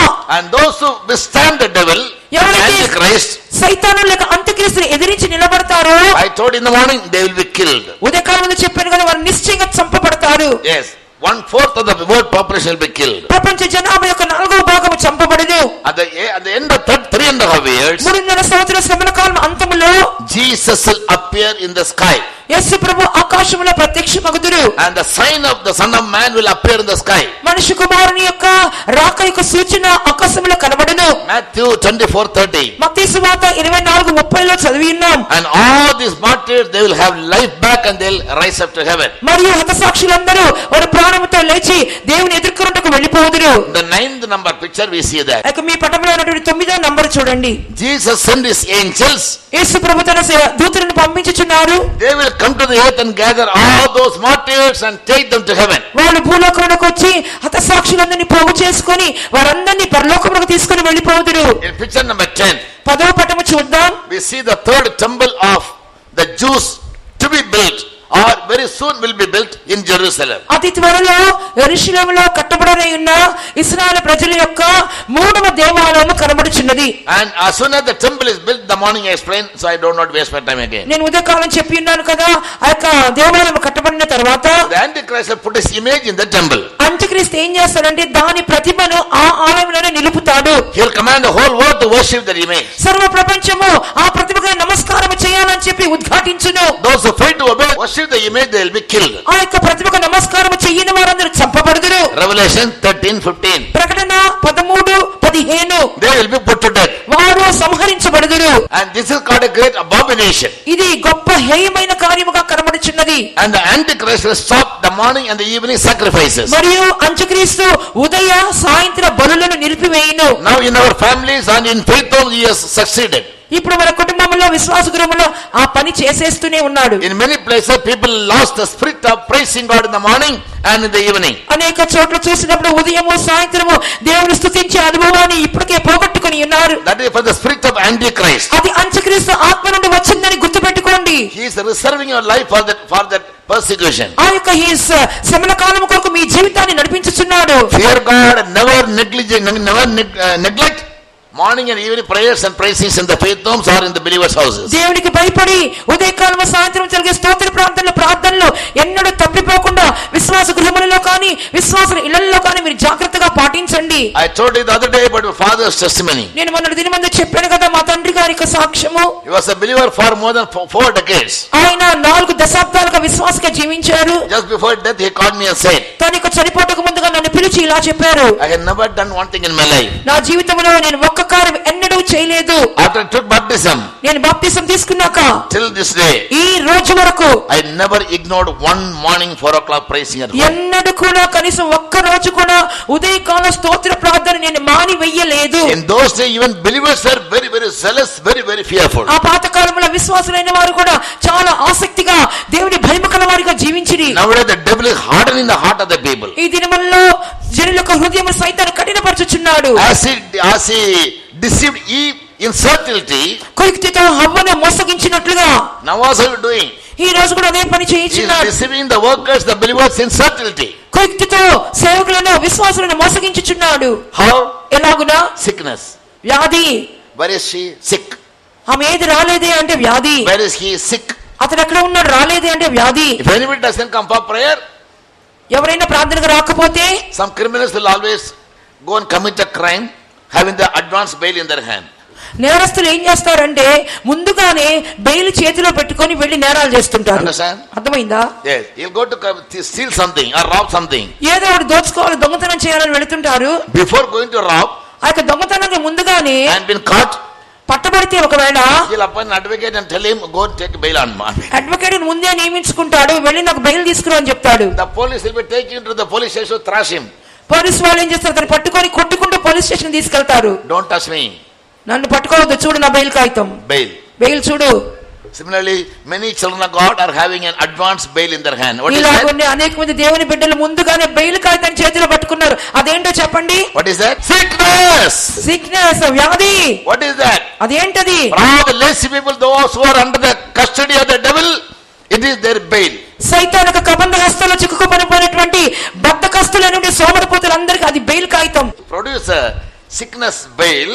ఒకసారి మనం వ్యాధి అని చెప్పినటువంటి బెయిల్ కాగితాన్ని చూపిస్తే No government, no police, no court can arrest you. ఏ ప్రభుత్వం గాని, ఏ పోలీసు వారు గాని, ఏ కోర్టు వాళ్ళు గాని నిన్ను అరెస్ట్ చేయలేరు. My dear brother and sister, young and old, అయితే మా ప్రియమైనటువంటి సహోదర సహోదరులారా, చిన్నవారులారా, పెద్దవారులారా, it is a deception of the Antichrist. ఇది అంత్యక్రీస్తు యొక్క మోసము, వంచనాన్ని గుర్తుపెట్టుకోండి. In his certainty, he is spoiling your life, destroying your life. అతనికి కోక్తితో మీ జీవితాలను పాడు చేయుచున్నాడు. I saw one brother and pastor in Kerala, నేను కేరళలో ఒక పాస్టర్ గారిని చూసి ఉన్నా, in our mission only. మన మిషన్ లోనే. He had a growth just on his chest. అతనికి ఛాతి మీద ఏదో కొంత పెరిగింది కండ.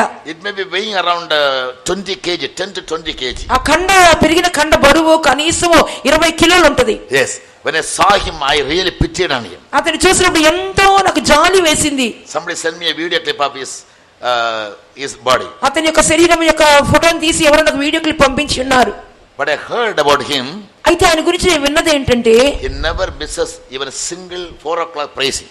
ఎన్నడూ ఒక్క రోజు కూడా ఉదయకాల స్తోత్ర ప్రార్థన రాకుండా మానలేదు. When he stands for preaching, ప్రసంగానికి లేచి నిలబడినప్పుడు that extra growth, అయితే పెరిగినటువంటి కండ he'll place it on the table and preach. ఆ కండంతటి బల్ల మీద వేసి ఆయన ప్రసంగం మొదలు పెడతాడు. On the day of judgment, న్యాయ తీర్పు దినమందు God will pull him and make you stand before you. దేవుడు మిమ్మల్ని లాక్కొచ్చి ఆ పాస్టర్ ముందు నిలబెడతారు. This man was very faithful. ఈ వ్యక్తి ఎంత నమ్మకంగా ఉన్నాడో చూడండి. He is my church. అది నా సంఘము. What about you? నీ విషయం ఏంటి? For running nose, you don't go for prayer. ఏదో జలుబు వస్తే చాలు ప్రేసింగ్ కి వెళ్ళట్లేదే. Am I saying the right thing or wrong thing? నేను చెప్పేది సరిగా తప్ప చూడండి. When you see the cloud black, you don't go for prayer. మేఘము నల్లగా ఉంటే చాలు కూటాలకు వెళ్ళరు. Correct yourself. Among your ways, a warning from God. జీవితాన్ని మార్చుకోండి.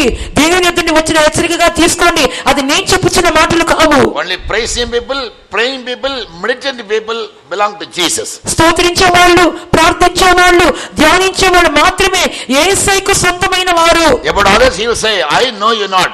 Get lost. You workers of iniquity, he will say. ఇతరుల గురించి దేవుడు ఏం చెప్తారంటే, అక్రమం చేయవారులారా నా యొద్ద నుండి పొండి, ఇదిగో మీరు నా చిత్తమును చేయలేదని చెప్పుదురు. In the church you can pray, in the church you can prophesy. సంఘంలో మీరు ప్రార్థించవచ్చును, ప్రవచించవచ్చును, నిజమే. You can sing, you can preach. మీరు పాటలు పాడవచ్చు, ప్రసంగించవచ్చును, నిజమే. When you stand before Jesus on the day of judgment, కానీ న్యాయ తీర్పు దినమందు యేసు ఎదుట నిలబడినప్పుడు he will say, get lost. మీరు ఆయన I know you not. నేను ఎరుగను, పొండి అని చెప్పును. Fear the word of God. దేవుని వాక్యములకు భయపడండి. I hope from today your life will change. ఈ రోజు నుండి నేను నిరీక్షిస్తుంది ఏంటంటే తప్పకుండా మీ జీవితాలను మారతాయి అనుకుంటున్నాను. When coming to 11th picture, మరి 11వ పట్టణమునకు వచ్చినప్పుడు it is called the great tribulation. అది మహాశ్రమల కాలము. Tribulation first 3.5 years, great tribulation second 3.5 years. శ్రమల కాలం అంటే మొదటి 3.5 సంవత్సరాలు, మహాశ్రమల కాలం అంటే రెండవ 3.5 సంవత్సరాలు. Matthew 24:21. మత్తయి సువార్త 24:21 చూద్దాం. Jesus said, then there shall be a great tribulation. యేసు ప్రభు చెప్పి ఉన్నారు, అప్పుడు మహాశ్రమలు మొదలవును.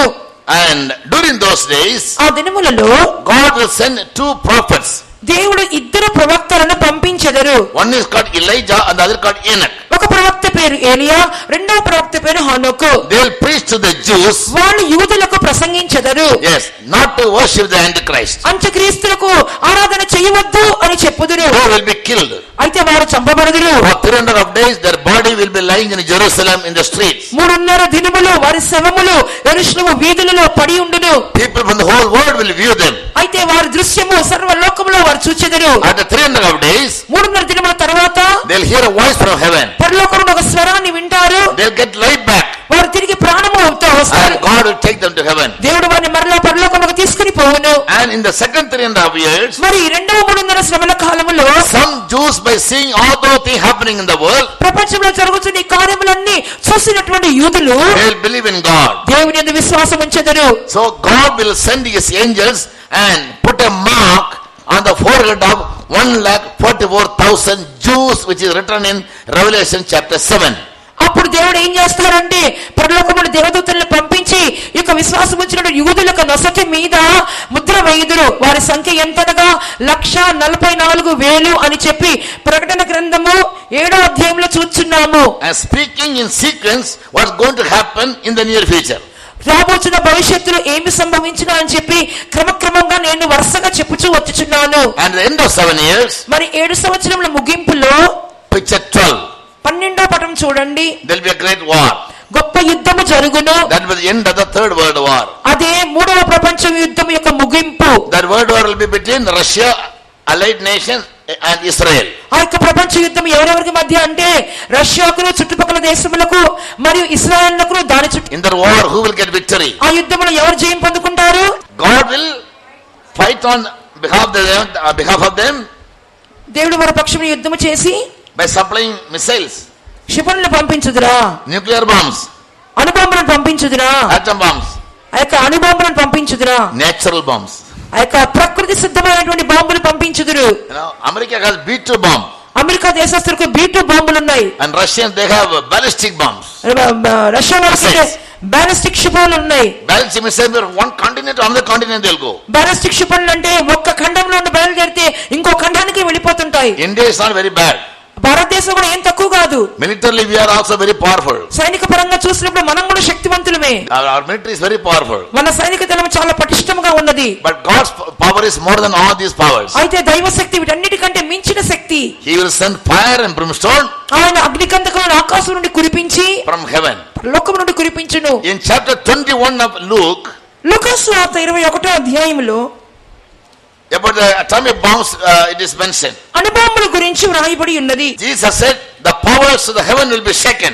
యేసు ప్రభు చెబుతున్నారు, ఆకాశమందలి శక్తులు కదిలింపబడును. 21:26. 21వ అధ్యాయం 26వ వాక్యము. The powers of heaven will be shaken during the tribulation of the third world war. మూడవ ప్రపంచ యుద్ధ సమయంలో అనగా శ్రమల కాలంలో ఆకాశమందలి శక్తులు కదిలింపబడును. In original Bible, in Greek, ఆదిమ గ్రీకు భాష తర్జుమా చూసినప్పుడు the word heaven is defined as Uranus. Uranus. Say Uranus. యురానోస్ అని చెప్పి పరలోకము అనే పదమునకు పర్యాయ పదముగా ఆదిమ గ్రీకు హెబ్రీ భాషలో చెప్పబడుచున్నది. I checked in my dictionary. నేను నాకు నిఘంటువులో చూసి ఉన్నాను. Yes. Heaven means Uranus. పరలోకము అనగా Uranus. And that word derived from one element called uranium.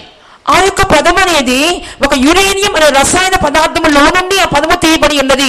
Uranium is the raw product for or the main element to make nuclear bombs. ఆ యొక్క అణుబాంబును తయారు చేయడానికి ముడి పదార్థముగా యురేనియం అనే రసాయన పదార్థాన్ని ఉపయోగిస్తారు. John. చూడండి, చేపలు పట్టే వాళ్ళ యోహాను వంటి వారు. God revealed 22,000 years ago about the invention of nuclear bombs. Nuclear బాంబుల తయారీ గురించి 2000 సంవత్సరాల క్రితమే దేవుడు తన భక్తులకు బయలుపరిచి ఉన్నారు. Yes, but Jesus never used these bombs. యేసుప్రభు అంతా ఈక బాంబులు ఉపయోగించడు. He is the creator of uranium. ఆయన యురేనియం ని సృష్టించినటువంటి దేవుడు He is the కదా. creator of the whole earth. ఆయన సర్వ భూమిని సృష్టించిన దేవుడు. By word he will command. ఆయన మాటతో ఆజ్ఞాపించును. Therefore 19th chapter, అందువల్ల 19వ అధ్యాయంలో Revelation, ప్రకటన Bible says, బైబిల్ చెప్పుచున్నది, when Jesus comes openly, యేసుప్రభు బహిరంగంగా వచ్చినప్పుడు by his word he will destroy the world. ఆయన మాట పలికి లోకాన్ని నాశనం చేయును. Fiery words will proceed out of his mouth. అగ్నిమయమైనటువంటి మాటల నోట్లో నుండి బయలు వెళ్ళును. Yes, and it will come, fire will come down from heaven. తర్వాత ఆకాశం నుండి అగ్ని దిగవచ్చును. It will destroy all the enemies of Israel. ఇశ్రాయేలుకు శత్రువులందరినీ అగ్ని నాశనం చేయును. That is how they will be saved. ఇలాగున వారు రక్షింపబడుదురు. Now come to picture number 13. ఇప్పుడు 13వ పటానికి వచ్చేదము. Here we see Jesus coming riding on white horse. ఇక్కడ చూడండి, యేసయ్య తెల్ల గుర్రం ఎక్కి వచ్చుచున్నారు. Yes, horse stands for the spirit.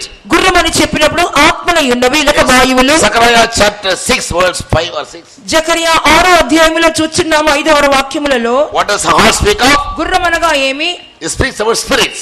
అది ఆ ఆత్మలు లేక వాయువులు. So Jesus and all the saints, యేసు ప్రభువును మరియు పరిశుద్ధులందరినూ they will come in a spirit form. 5వ వాక్యంలో చూస్తున్నాము ఆత్మరూపముగా వచ్చెదరు. Not in physical form. ఈ శరీర ప్రకారంగా కాదు, A spiritual being they will be coming. ఆత్మ రూపములో వాయువు రూపములో వచ్చెదరు. జకరియా 6వ అధ్యాయము 5వ వాక్యము. అతడు నాతో ఇట్లనెను, ఇవి సర్వలోకనాథుడగు యెహోవా సన్నిధిని విడిచి బయలు వెళ్ళు ఆకాశపు చతుర్వాయువులు. And the angel answered and said unto me, These are the 4 spirits of the heavens, which go forth from the standing before the Lord of all the earth. Yes, Zechariah saw 4 horses in a dream. Zechariah చూడండి, తన యొక్క దర్శనములో 4 గుర్రాలు చూచున్నాడు. When he was asked, what are these horses? ఈ 4 గుర్రాలు ఏంటి ప్రభువా అని చెప్పి అడిగినప్పుడు, What do they mean? వాటి అర్థం ఏంటని చెప్పి అడిగినప్పుడు, They are the 4 spirits. అవి ఆకాశపు 4 చతుర్వాయువులు. So for the Armageddon war, హర్మగదోను యుద్ధమందు when Jesus and all the saints will come down, యేసు ప్రభువు మరియు పరిశుద్ధులందరూ దిగొచ్చినప్పుడు they won't physically come. ఈ శరీరంతో రారు, They'll come in the spirit form. వారు ఆత్మరూపముగా వచ్చెదరు. So they won't fight against Antichrist and the nations physically. అందువలన వారు శరీర రూపములో వారు అంత్యక్రీస్తుతో కానీ జనాలతో కానీ యుద్ధము చేయరు. In John 6 chapter Jesus said, యోహాను సువార్త 6వ అధ్యాయంలో యేసయ్య చెప్తున్నారు, the words which I am speaking to you, నేను మీతో పలికిన మాట they are spirits. అవి ఆత్మయునై ఉన్నవి. Word is the spirit. వాక్కు ఆత్మయున్నది. Therefore in Revelation 19 chapter, అందువల్ల ప్రకటన 19వ అధ్యాయములో by the word of his mouth, ఆయన నోటిలోని బయలు వెళ్ళే మాటతో he will destroy the Antichrist and all the nations. అంత్యక్రీస్తును సర్వ జాతులను నాశనము చేయును. Yes, so therefore for that we must be living a spiritual life now and be caught up when the saints are taken up. దాని కొరకు మనం ఆత్మీయ జీవితమును చేసి పరిశుద్ధులతో పాటు మనం ఎత్తబడవలెను. Then he'll take the dragon, మరియు అతను ఘట సర్పాన్ని పట్టుకొని ఆయన the devil or Satan, సైతాను లేక అపవాదిని కూడా పట్టుకొని picture number 14, 14వ పటమును చూడండి, he'll bind him in the bottomless pit. ఆ యొక్క అగాధ పాతాళములో బంధించెదరు. Before that, దానికి ముందుగా 19:20 Revelation, ప్రకటన గ్రంథం 19వ అధ్యాయం 20వ he'll వాక్యములో take the Antichrist, false prophet, all those who worship them into the lake of fire. దానికి ముందుగానే అంత్యక్రీస్తును అబద్ధ ప్రవక్తను దానికి నమస్కారం చేసిన వారందరినీ పట్టుకుని దేవుడు అగ్నికి నరకములో పడివేయుదురు. After that, picture number 15, ఆ తర్వాత 15వ పటము చూడండి, millennial reign. 1000 ఏండ్ల పరిపాలన. Yes, millennium means 1000, మిల్లే అంటే 1000, annum means year, యానం అంటే ఆంగ్లంలో సంవత్సరము, millennium means మిల్లేనియం అనగా 1000 years. 1000 సంవత్సరములు. So Jesus will rule over the earth for 1000 years. కాబట్టి దేవుడు యేసు ప్రభు ఈ భూలోకాన్ని 1000 సంవత్సరములు పరిపాలన చేయుదురు. Revelation 20 verse 4 ప్రకటన గ్రంథం 20వ అధ్యాయం 4వ వాక్యము clearly mentioned, he will reign for 1000 years on this earth. స్పష్టంగా రాయబడి ఉన్నది, ఆయన ఈ భూలోకములో 1000 ఏండ్లు పరిపాలన చేయును. The saints who came with him riding on white horses are in spirit form. ఆయనతో పాటు గుర్రముల మీద వచ్చినటువంటి ఆయన పరిశుద్ధులు అందరూ కూడా ఆత్మరూపముగా ఉండి They all will rule over the world with the rod of iron. అందరూ కలిసి ఇనుప దండముతో ఏలుబడి చేయుదురు. The man child was given a rod of iron. ఆ మగ శిశువు చూడండి, చేతిలో ఇనుప దండం ఉన్నది. The saints of God are going to rule over the nations with the rod of iron. Means like imperialism with hardcore ruling. పరిశుద్ధులందరూ కూడా వారి చేతిలో ఇనుప దండం పట్టుకొని ఏలుబడి చేస్తారనగా చాలా ఖచ్చితంగా కఠినంగా ఏలుబడి చేయుదురని అర్థము. When the 1000 years reign will be over, 1000 ఏళ్ల పరిపాలన ముగించబడిన తరువాత Jesus will let the devil loose. యేసు ప్రభువు బంధించబడిన సైతానును తిరిగి వదిలివేయుదురు. He'll go into all the world. అప్పుడు సర్వ లోకానికి వెళుతుంటాడు. He'll gather all the kings of the earth. భూలోకంలోని సర్వ రాజులను సమకూరుస్తాడు. For a big worldwide war. ఒక పెద్ద ప్రపంచ వ్యాప్తమైన యుద్ధము కొరకు. At that time, అట్టి సమయంలో again fire and brimstone will come from heaven. మరొకసారి ఆకాశం నుండి అగ్నియు గంధకమును దిగివచ్చును. It will destroy the whole earth. అది సర్వ భూమిని నాశనము చేయును. Peter, a fisherman who lived 2000 years ago, ఒక జానుడు అయినటువంటి పేతురు 2000 సంవత్సరం క్రితం జీవించిన వ్యక్తి, he had a revelation about it. అతనికి దాని గురించిన ప్రకటన ఉండెను. In 2 Peter 3:9 and 10 he says, 2 పేతురు 3వ అధ్యాయము 9-10 వాక్యాలు చెప్పుచున్నాడు. the elements of the earth will be burnt to ashes. భూమి మీద కృత్యములన్నీ కూడా కాలిపోయి బూడిదవును. The day of the Lord will come as a thief in the night. అయితే ప్రభు దినము దొంగ వచ్చినట్లు వచ్చును. In the which the heavens shall pass away with a great noise. ఆ దినమున ఆకాశములు మహాధ్వనితో గతించిపోవును. And the elements shall melt with fervent heat. పంచభూతములు మిక్కుటమైన వేండ్రముతో లయమైపోవును. The earth also and the works that are therein shall be burned up. భూమియు దాని మీద కృత్యములన్నీ కాలిపోవును. Seeing then అవన్నీ జరుగుచుండగా that all these things shall be dissolved. ఇవన్నీ కూడా కరిగి లయమైపోనట్టు what manner of persons are in all holy conversation and godliness. మీరు పరిశుద్ధమైన ప్రవర్తనతోను భక్తితోను ఎంతో జాగ్రత్తగా జీవించవలసిన వారై ఉన్నారు. Because the whole earth is going to be burned up. ఎందుకంటే సర్వ భూమి కాలిపోబోతుంది. And going to be dissolved is made nothing. అన్ని కూడా కరిగిపోయి లయమైపోవును అనగా ఏమీ లేకుండా పోవును. Why are you worried about buying lands and houses? ఎందుకొరకు భూములు కొనాలి ఇళ్ళు కొనాలని చెప్పి తపన పడుచున్నారు. Have it, it is necessary. Don't be worried about it. అవి కొనుక్కోండి, అది అవసరమే, కానీ దాని గురించే మీరు చింతపడుతూ ఉండద్దు. The world is not permanent for us. ఈ లోకం అనేది మనకు శాశ్వతమైనది కాదు. In Philippians 3:21 Paul says, Philippi 3వ అధ్యాయము 21వ వాక్యములో పరిశుద్ధ పౌలు చెప్పుచున్నాడు, our conversation is in heaven. మన పౌరస్థితి పరలోకములో ఉన్నది. From there we look for Jesus to come. అక్కడ నుండి యేసు ప్రభు యొక్క రాక కొరకు ఎదురు చూచుచున్నాము. When he comes, ఆయన వచ్చినప్పుడు he will change our vile body into a glorious body. మన దీన శరీరాలు తన మహిమగల శరీరమునకు సమరూపము గల దానిగా మార్చును. Now come to picture number 17. ఇప్పుడు 17వ పటమునకు రండి. It is written on the headline, అక్కడ పైన రాయబడి ఉన్నది white throne judgment. ధవళ సింహాసన న్యాయ తీర్పు. Coming to the book of Revelation chapter 20, ప్రకటన గ్రంథం 20వ అధ్యాయానికి వచ్చినప్పుడు verse 11. 11వ వాక్యం చూడండి. Read that Jesus sits on a white throne. యేసు ప్రభు ధవళమైన మహా సింహాసనం మీద కూర్చొని ఉందురు. He will be judging all the world people. ఆయన భూమిలో ఉన్నటువంటి సమస్త జనులకు న్యాయము తీర్చుదు. All the people of the world will stand before him, one group as goats and the other group as sheep. లోకంలోని జనులందరూ కూడా ఆయన ఎదుట నిలబడతారు. ఎలాగనగా ఒక గుంపు గొర్రెలుగాను ఒక గుంపు మేకలుగాను నిలబడదురు. Sheep are very humble. గొర్రెలు చాలా తగ్గింపు గలవి. Sheep are obedient. గొర్రెలు విధేయత కలవి. Sheep are sacrificial. గొర్రెలు త్యాగపూరితమైనవి. Sheep will always be useful for man to produce woolen clothes. గొర్రెలు ఎల్లప్పుడూ తమ ఉన్నిని ఇచ్చి వస్త్రముల కొరకే మానవునికి ఉపయోగముగా మారును. In John 10th chapter Jesus said, యోహాను సువార్త 10వ అధ్యాయంలో యేసు చెప్పుచున్నారు, the first day I reminded you. నేను మొదటి రోజే నేను చెప్పిన ఉన్న కార్యము. Yes. My sheep will hear my voice. నా గొర్రెలు నా స్వరము వినును. They will follow me. అవి నన్ను వెంబడించును. But the goats will never hear. అయితే మేకలు నా స్వరము వినవు. They are rebellion, they are adamant, they are hardcore. అవి తిరుగుబాటు చేయును. అవి మొండితనముగా ఉండును. అవి కఠినముగా ఉండును. Among the children of God there are two groups. దేవుని బిడ్డల్లో కూడా రెండు గుంపుల వారు ఉన్నారు. One group like goats. ఒక గుంపుల వారు మేకల వలె ఉంటున్నారు. Goats, their horns are very small. మేక యొక్క కొమ్ములు చిన్నగా ఉండును. But always be showing the horn to everybody. అలా చూడండి, ఎప్పుడు కొమ్ములు చూపిస్తూ ఉంటది. Yes. Always ready to fight. ఎప్పుడు కూడా పోట్లాడడానికి సిద్ధంగా ఉంటాయి. They never obey the leader. అవి నాయకుడికి లోబడవు. They will resist. They అవి will be adamant. ఎదురిస్తూ ఉంటాయి, మొండితనం చూపిస్తుంటాయి. Yes, we don't take action మేమేమి చర్య తీసుకోవటం లేదు, because we know 20:11. ఎందుకంటే మాకు ప్రకటన 20:11 వాక్యం తెలుసు On కాబట్టి. that day, all the goats will stand before Jesus on the left hand side. ఎందుకంటే ఆ దినమందు ఈ మేకలుగా కనబడుచున్న వారందరూ దేవుని ఎదుట ఎడం వైపు నిలబెట్టబడతారు. Those who obey Jesus యేసుకు లోబడుచున్న వారు, belong to his fold, ఆయన యొక్క మందలో చేర్చబడిన వారు, whom Jesus identified by name, పేరును బట్టి వారిని గుర్తిరిగినటువంటి దేవుడు, and who will follow him. యేసుని వెంబడించిన వారు, They will say, my sheep will hear me, they'll follow me, I will lead them to my fold. వాళ్ళ గురించి యేసు చెప్పి ఉన్నారు, నా గొర్రెలు నా స్వరము వినును, అవి నన్ను వెంబడించును, వాటిని నా మందలోనికి చేర్చుదును. Believers and workers, please understand this truth. సేవకులు, This విశ్వాసం, seriousness. ఈ సత్యమైన ఒక లోతుని గ్రహించండి. Don't play with your life. మీ జీవితంతో ఆటలాడుకోవద్దు. Don't be an actor for your life. మీ జీవితానికి ఒక నటించే వారిగా మారవద్దు.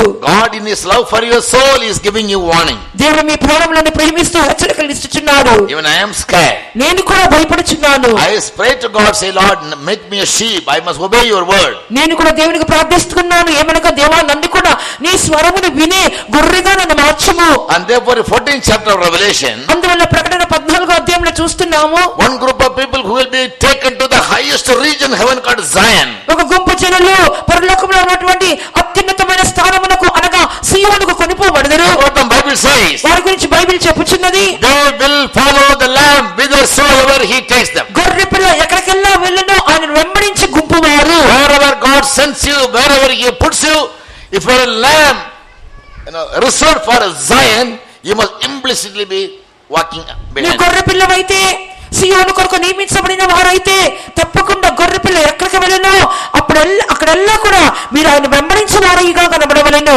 About other sheep, Jesus say, I know you not.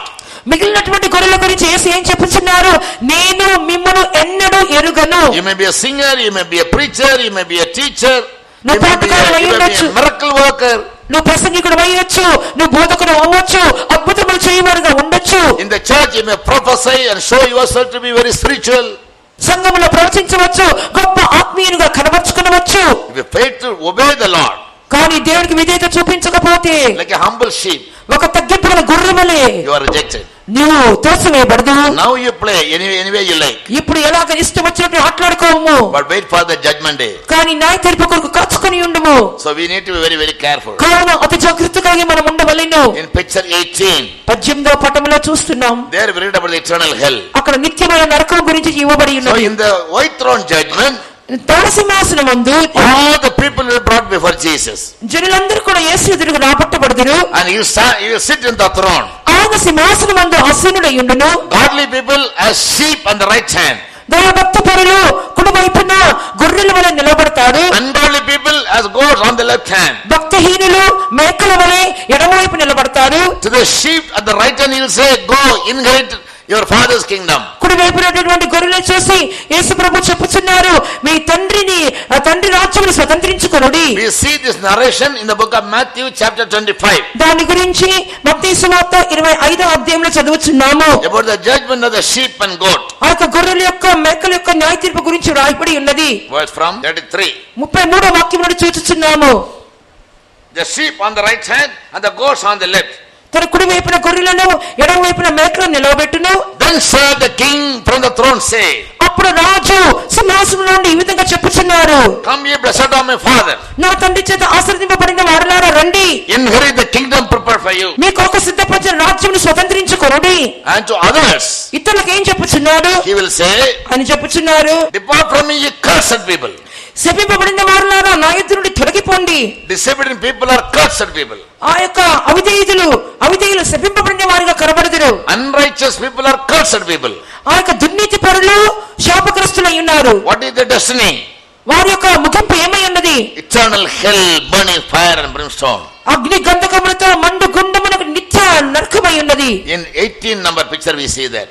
18వ పటములో మనం చూచుచున్నాము. Now come to 19, 20 and 21. ఇప్పుడు 19, 20, 21 పటాలకు వచ్చేదము. These three pictures speak about eternal habitation. ఈ మూడు పటములు కూడా నిత్యమైన నివాసమును చూపించుచున్నది. In eternity, నిత్యములో there are three main places. మూడు ప్రధానమైన స్థానములు ఉన్నవి. Revelation chapter 21, ప్రకటన గ్రంథం 21వ అధ్యాయంలో verse చూస్తాము. 1 and 2. మొదటి 2 వాక్యములు. John saw the new earth యోహాను నూతన ఆ భూమిని చూచుచున్నాడు. He saw the new heaven. నూతన ఆకాశాన్ని చూచుచున్నాడు. He saw another place called New Jerusalem. మరొక స్థలమును చూచుచున్నాడు, దాని పేరు నూతన యెరూషలేము. New Jerusalem was a cubic city. నూతన యెరూషలేము చచ్చౌకమైనది. A cube will have how many sides? ఆ యొక్క ఒక చచ్చౌకమైన దానికి ఎన్ని ప్రక్కలు ఉంటాయి? 6 sides. 6 ప్రక్కలు ఉండును. They were called a cube. దానిని ఒక క్యూబ్ లేక చదరముగా ఉండే దాన్ని చూపించినది. A square has 4 sides. ఆ చదరానికైతే 4 పక్కలే. So this city is said to be a cubic city.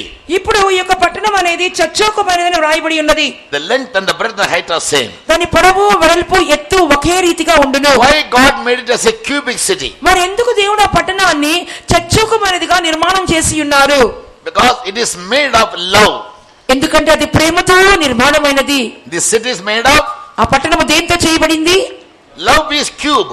ప్రేమ చచ్చౌకమైనది. Therefore Bible says అందుకే బైబిల్ చెప్పుచున్నది, we must measure the breadth and the height and the length of love. ప్రేమ యొక్క లోతు ఎత్తు పొడవు వెడల్పు ఎంతో మీరు గ్రహించుకోవాలని రాయబడి ఉన్నది. Ephesians ఎఫెసీ రాసిన పత్రిక 3వ అధ్యాయము 18వ వాక్యము, తెలుగులో 18. ప్రేమయందు వేరుపారి స్థిరపడి సమస్త పరిశుద్ధులతో కూడా దాని వెడల్పు పొడుగు లోతు ఎత్తు ఎంతో గ్రహించుకొనుటకును. ఇంగ్లీష్లో ఎంత?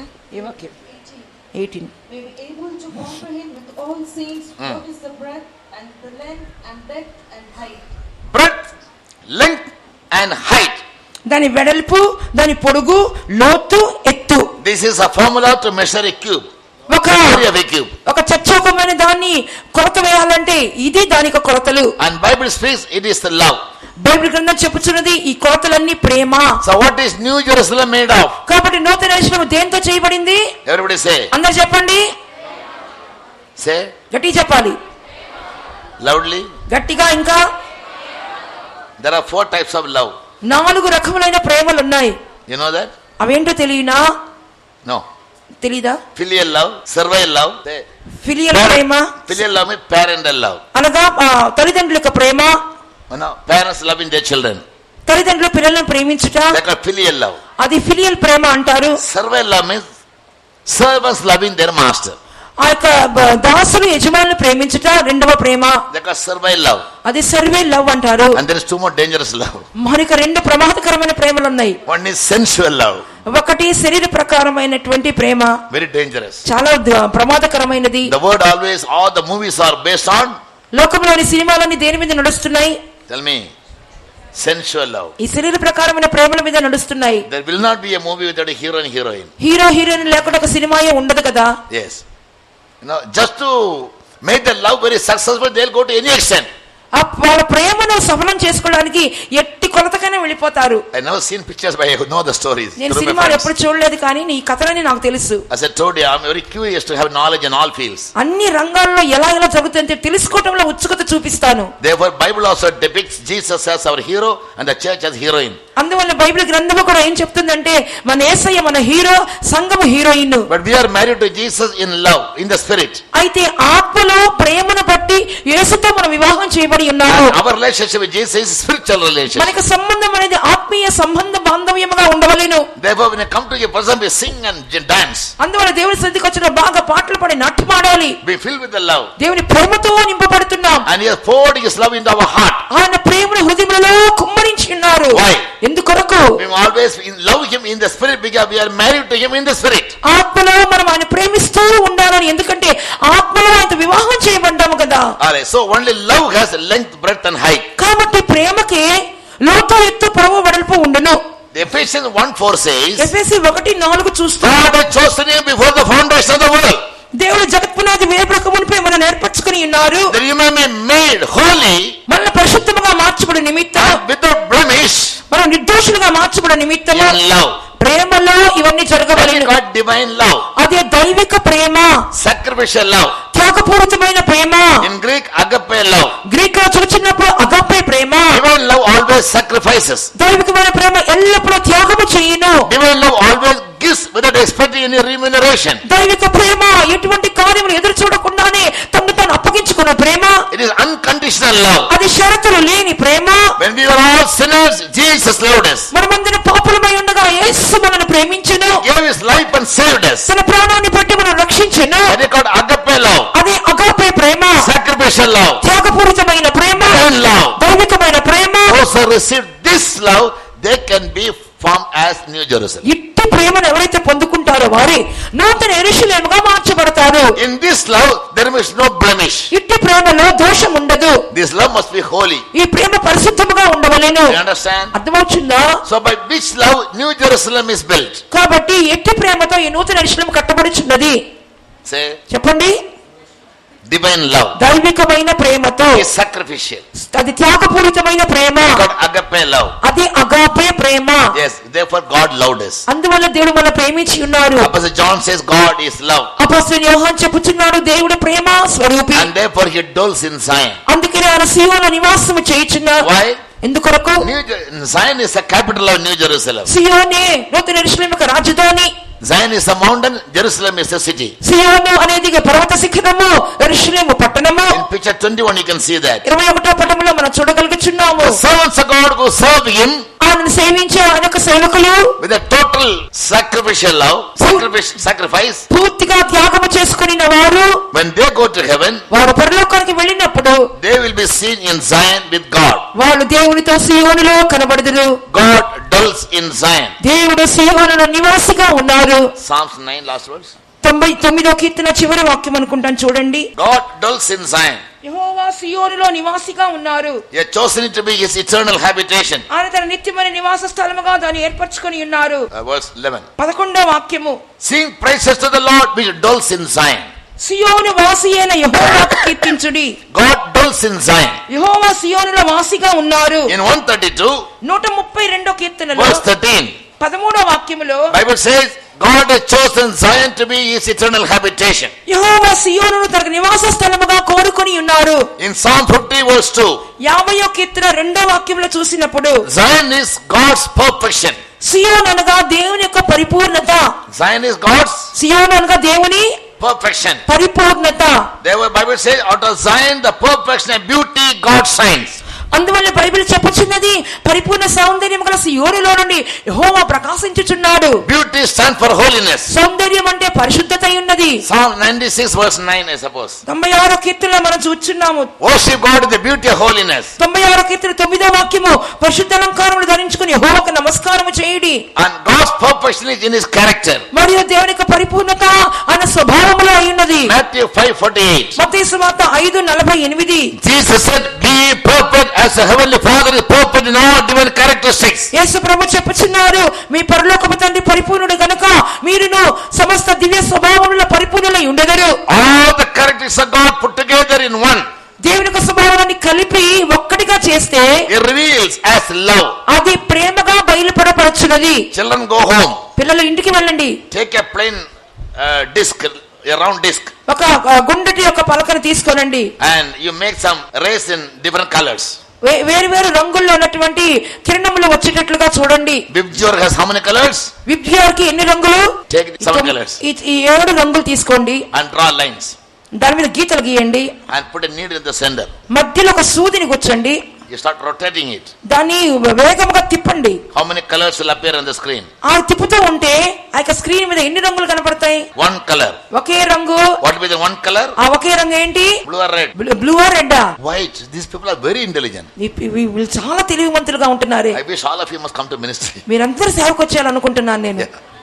This is how God's multiple characteristics, ఇవే దేవుని యొక్క అనేక రకములైన దివ్య స్వభావాలు, like love, peace, joy, temperance, mercy, meekness, ప్రేమ, సమాధానము, సంతోషము, సాత్వికము, దీనత్వము, ఆసనిగ్రహము, all these character of God, ఇవన్నీ దేవుని యొక్క స్వభావాన్ని గీసి పెట్టుకొని and put it in your life. అది మీ జీవితంలో పెట్టుకుంటే, వరుసగా పెట్టుకుంటే, In practice, అది అభ్యాసములో పెట్టుకుంటే, life rotates. Am I right? జీవితం తిరుగుతూ ఉంటే, Yes.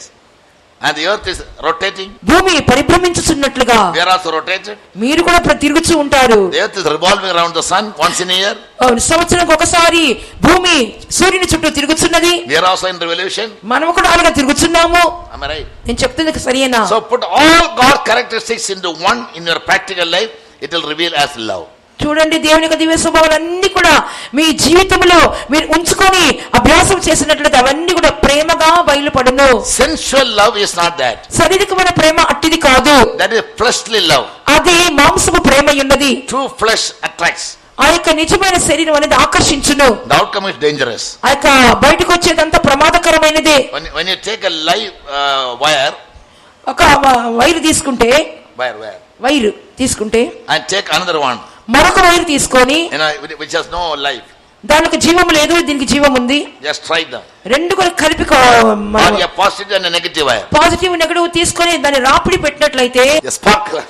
వెంటనే ఒక స్పార్క్ బయటకు వచ్చును.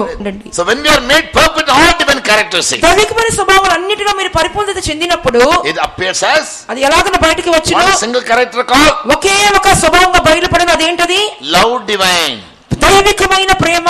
Don't put a full stop after love. ప్రేమకు మీరు ఫుల్ స్టాప్ పెట్టద్దు, Make it a phrase.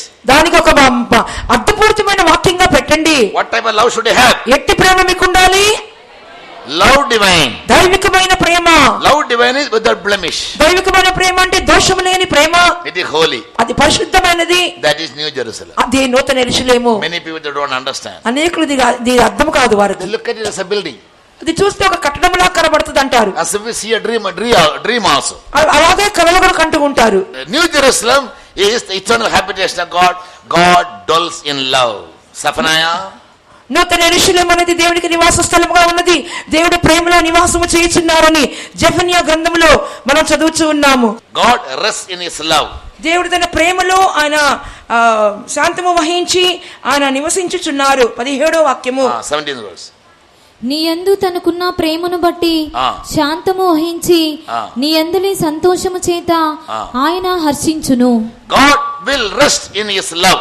దేవుడు తన ప్రేమలో విశ్రాంతి పొందును. In other words, మరొక మాటలో as the psalmist says, God dwells in Zion. కీర్తనలో చదువుతున్న విధముగా యెహోవా సియోనులో వాసిగా ఉన్నారు. Zion is a capital of New Jerusalem. సియోను అనగా నూతన యెరూషలేముకు రాజధాని పట్టణము. And Bible says it is Mount Zion in Revelation 14:1. Bible గ్రంథం చెప్పుచున్నది అది సియోను పర్వతం అని చెప్పి ప్రకటన 14:1 చదువుచున్నాము. Literally, what is a mountain? Children say. అక్షరానుసారంగా చెప్పండి, పర్వతము అనగా ఏమి? Literally, geographically, what is a mountain? అక్షరానుసారముగా మనము జాగ్రఫీ ప్రకారంగా చూసినప్పుడు కొండ లేక పర్వతం అనగా ఏమి? Heap of rock and mud. ఒక ఎత్తైనటువంటి రాళ్ళు మట్టితో కూడినటువంటి స్థలము. Mountain stands for as a heap of కొండ అనగా rocks and dust. రాళ్ళు రప్పలు దుమ్ముతో కూడినటువంటి గొప్ప పెద్ద కుప్ప. Rock stands for people. ఆ యొక్క రాళ్ళు లేక బండలు అని చెప్పినప్పుడు జనులకు సాదృశ్యముగా ఉన్నది. Peter, Jesus said, యేసు ప్రభు పేతురుతో అదే మాట చెప్పి ఉన్నారు. thou art a rock. నీవు ఒక బండవు, upon you will build my temple. నీ మీద నా సంఘమును కట్టుదును.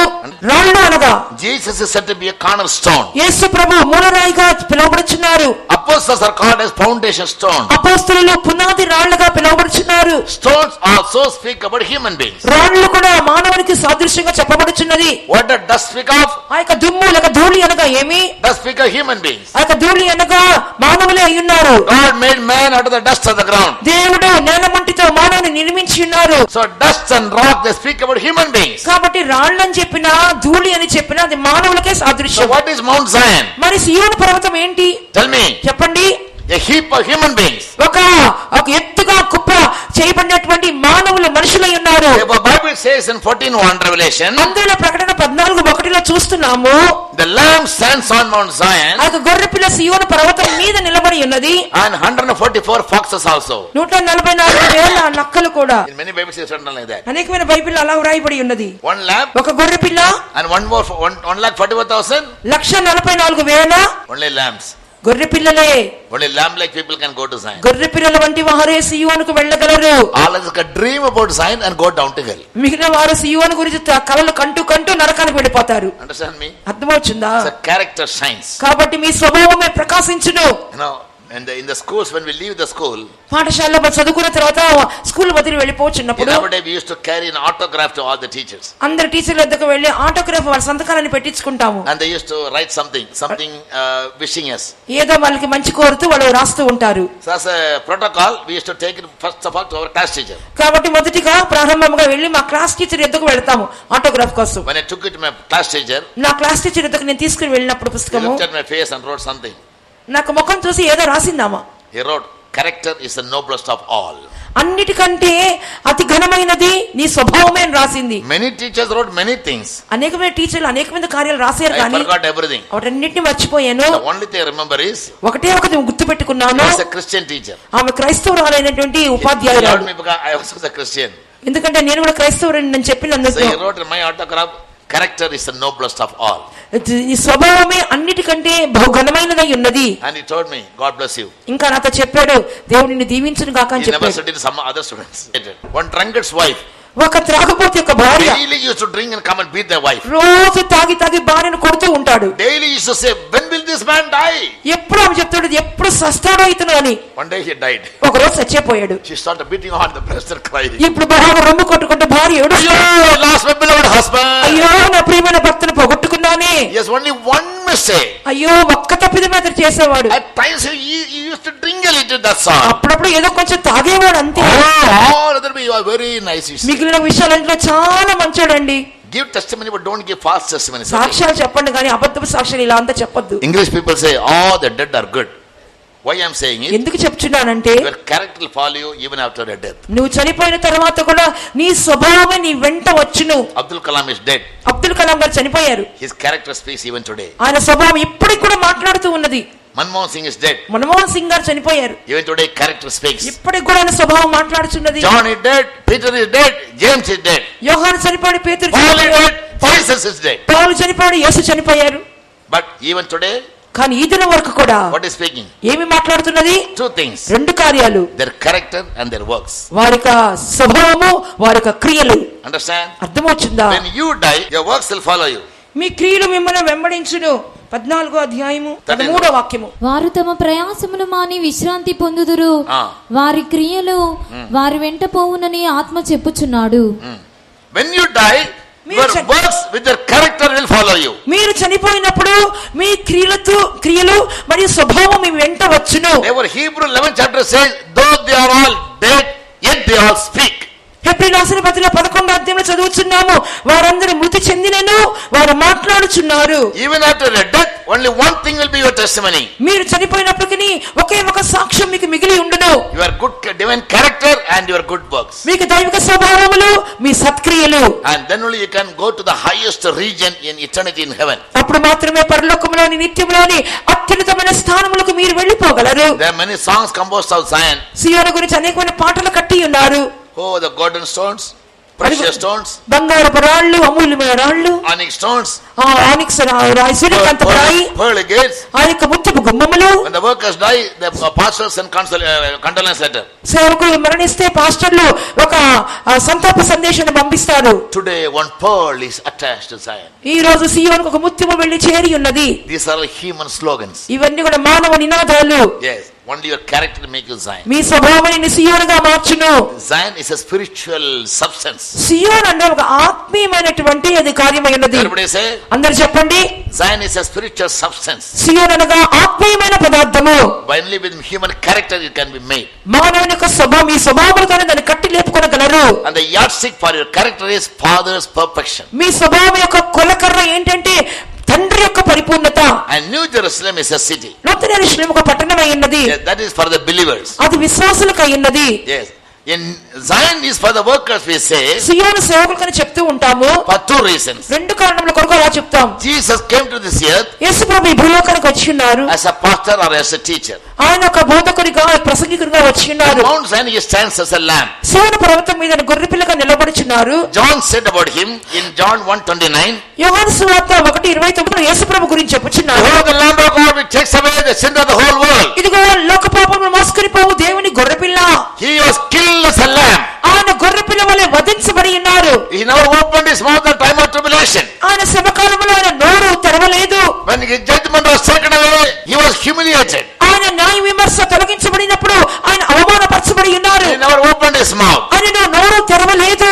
Isaiah said his voice was not heard in the street. యెషయా చెప్పుచున్నాడు ఆయనకు స్వరము వీధులలో వినబడదు. Oh, speak about the beautiful characteristics of Jesus. యేసు ప్రభు యొక్క దివ్య స్వభావాలు, అందమైన స్వభావాల గురించి మాట్లాడుకోండి. In Zion the lamb stands. సియోనులో గొర్రెపిల్ల నిలబడుచున్నాడు. And 1,44,000 people also. The Bible never says there are people and 1,44,000 with him. 1,44,000 జనులు అని చెప్పబడలేదు, 1,44,000 మంది నిలబడుచున్నారని రాయబడి ఉన్నది. So naturally they cannot be foxes or wolves. కాబట్టి వారు ఏమి నక్కలు తోడేళ్లు అయ్యుండరు. Because they cannot live with the lamb. ఎందుకంటే వారు గొర్రెపిల్లతో సహా నివాసం చేయలేరు. Only lamb like people can go to Zion. గొర్రెపిల్ల వంటి వారు మాత్రమే సియోనుకు వెళ్ళగలుగుతారు. Humble people, తగ్గింపు గలవారు, meek people, సాత్వికము గలవారు, gentle people, మృదువైన వారు, loving people, ప్రేమించేవారు, merciful people. కైకరము గలవారు, The characteristics of the spirit. ఆత్మ యొక్క స్వభావాలు కలిగిన వారు. All the characteristics will make you a lamb. ఈ 9 స్వభావాలు కూడా మిమ్మల్ని ఒక గొర్రెపిల్లగా మార్చును. For that you need to be filled with the spirit of God. దాని కొరకే మీరు దేవుని ఆత్మతో నింపబడవలెను. And the spirit must constantly work in you. ఆ ఆత్మ కొనసాగించి మీరు క్రియ చేయవలెను. If you have the real anointing, నిజమైన అభిషేకం మీకు ఉండాలంటే as you enter the door, డోర్లను లోపలికి వస్తున్నప్పుడే you have come to the presence of God. దేవునికి సన్నిధానానికి వచ్చి ఉన్నాం. The hall is God's presence. ఈ హాల్ అంతా దేవునికి సాన్నిధ్యం. When you come to presence of God, దేవుని సన్నిధానానికి వచ్చినప్పుడు you must see Jesus invisibly ఆత్మలో యేసుని దర్శించాలి. and say praise Lord, praise Lord. స్తోత్రం స్తోత్రం అని చెప్పుకుంటూ రావాలి. You come and sit in his feet. ఆయన పాదాల ఎత్తుకొచ్చి మీరు కూర్చోవాలి. When Mary sat at the feet of Jesus, మీరు యేసు పాదముల ఎత్తు కూర్చున్నప్పుడు he shed tears ఆమె కన్నీరు కార్చింది. and poured ointment ఆ అత్తరును పోసింది. and wiped his feet with the hair. ఆయన యొక్క పాదములను ఆ యొక్క తల వెంట్రుకలతో తుడిచినది. That is a true worship. అదే నిజమైన ఆరాధన.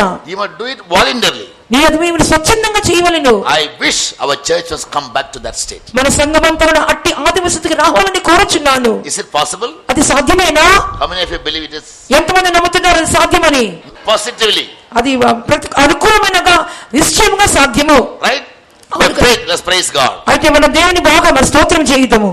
Lord, bring our church to that state. దేవా మా సంఘమును అట్టి స్థితిలోకి మరలా తీసుకుని రమ్ము. As we enter the hall, we are entering into the presence of God. ప్రార్థనా మందిరం వస్తున్నప్పుడే దేవుని సన్నిధానానికి వచ్చుచున్నట్లుగా రావాలను. From there we must start praising you. అక్కడ నుండి దేవుని స్తోత్రం చెప్పుకుంటూ రావాలను.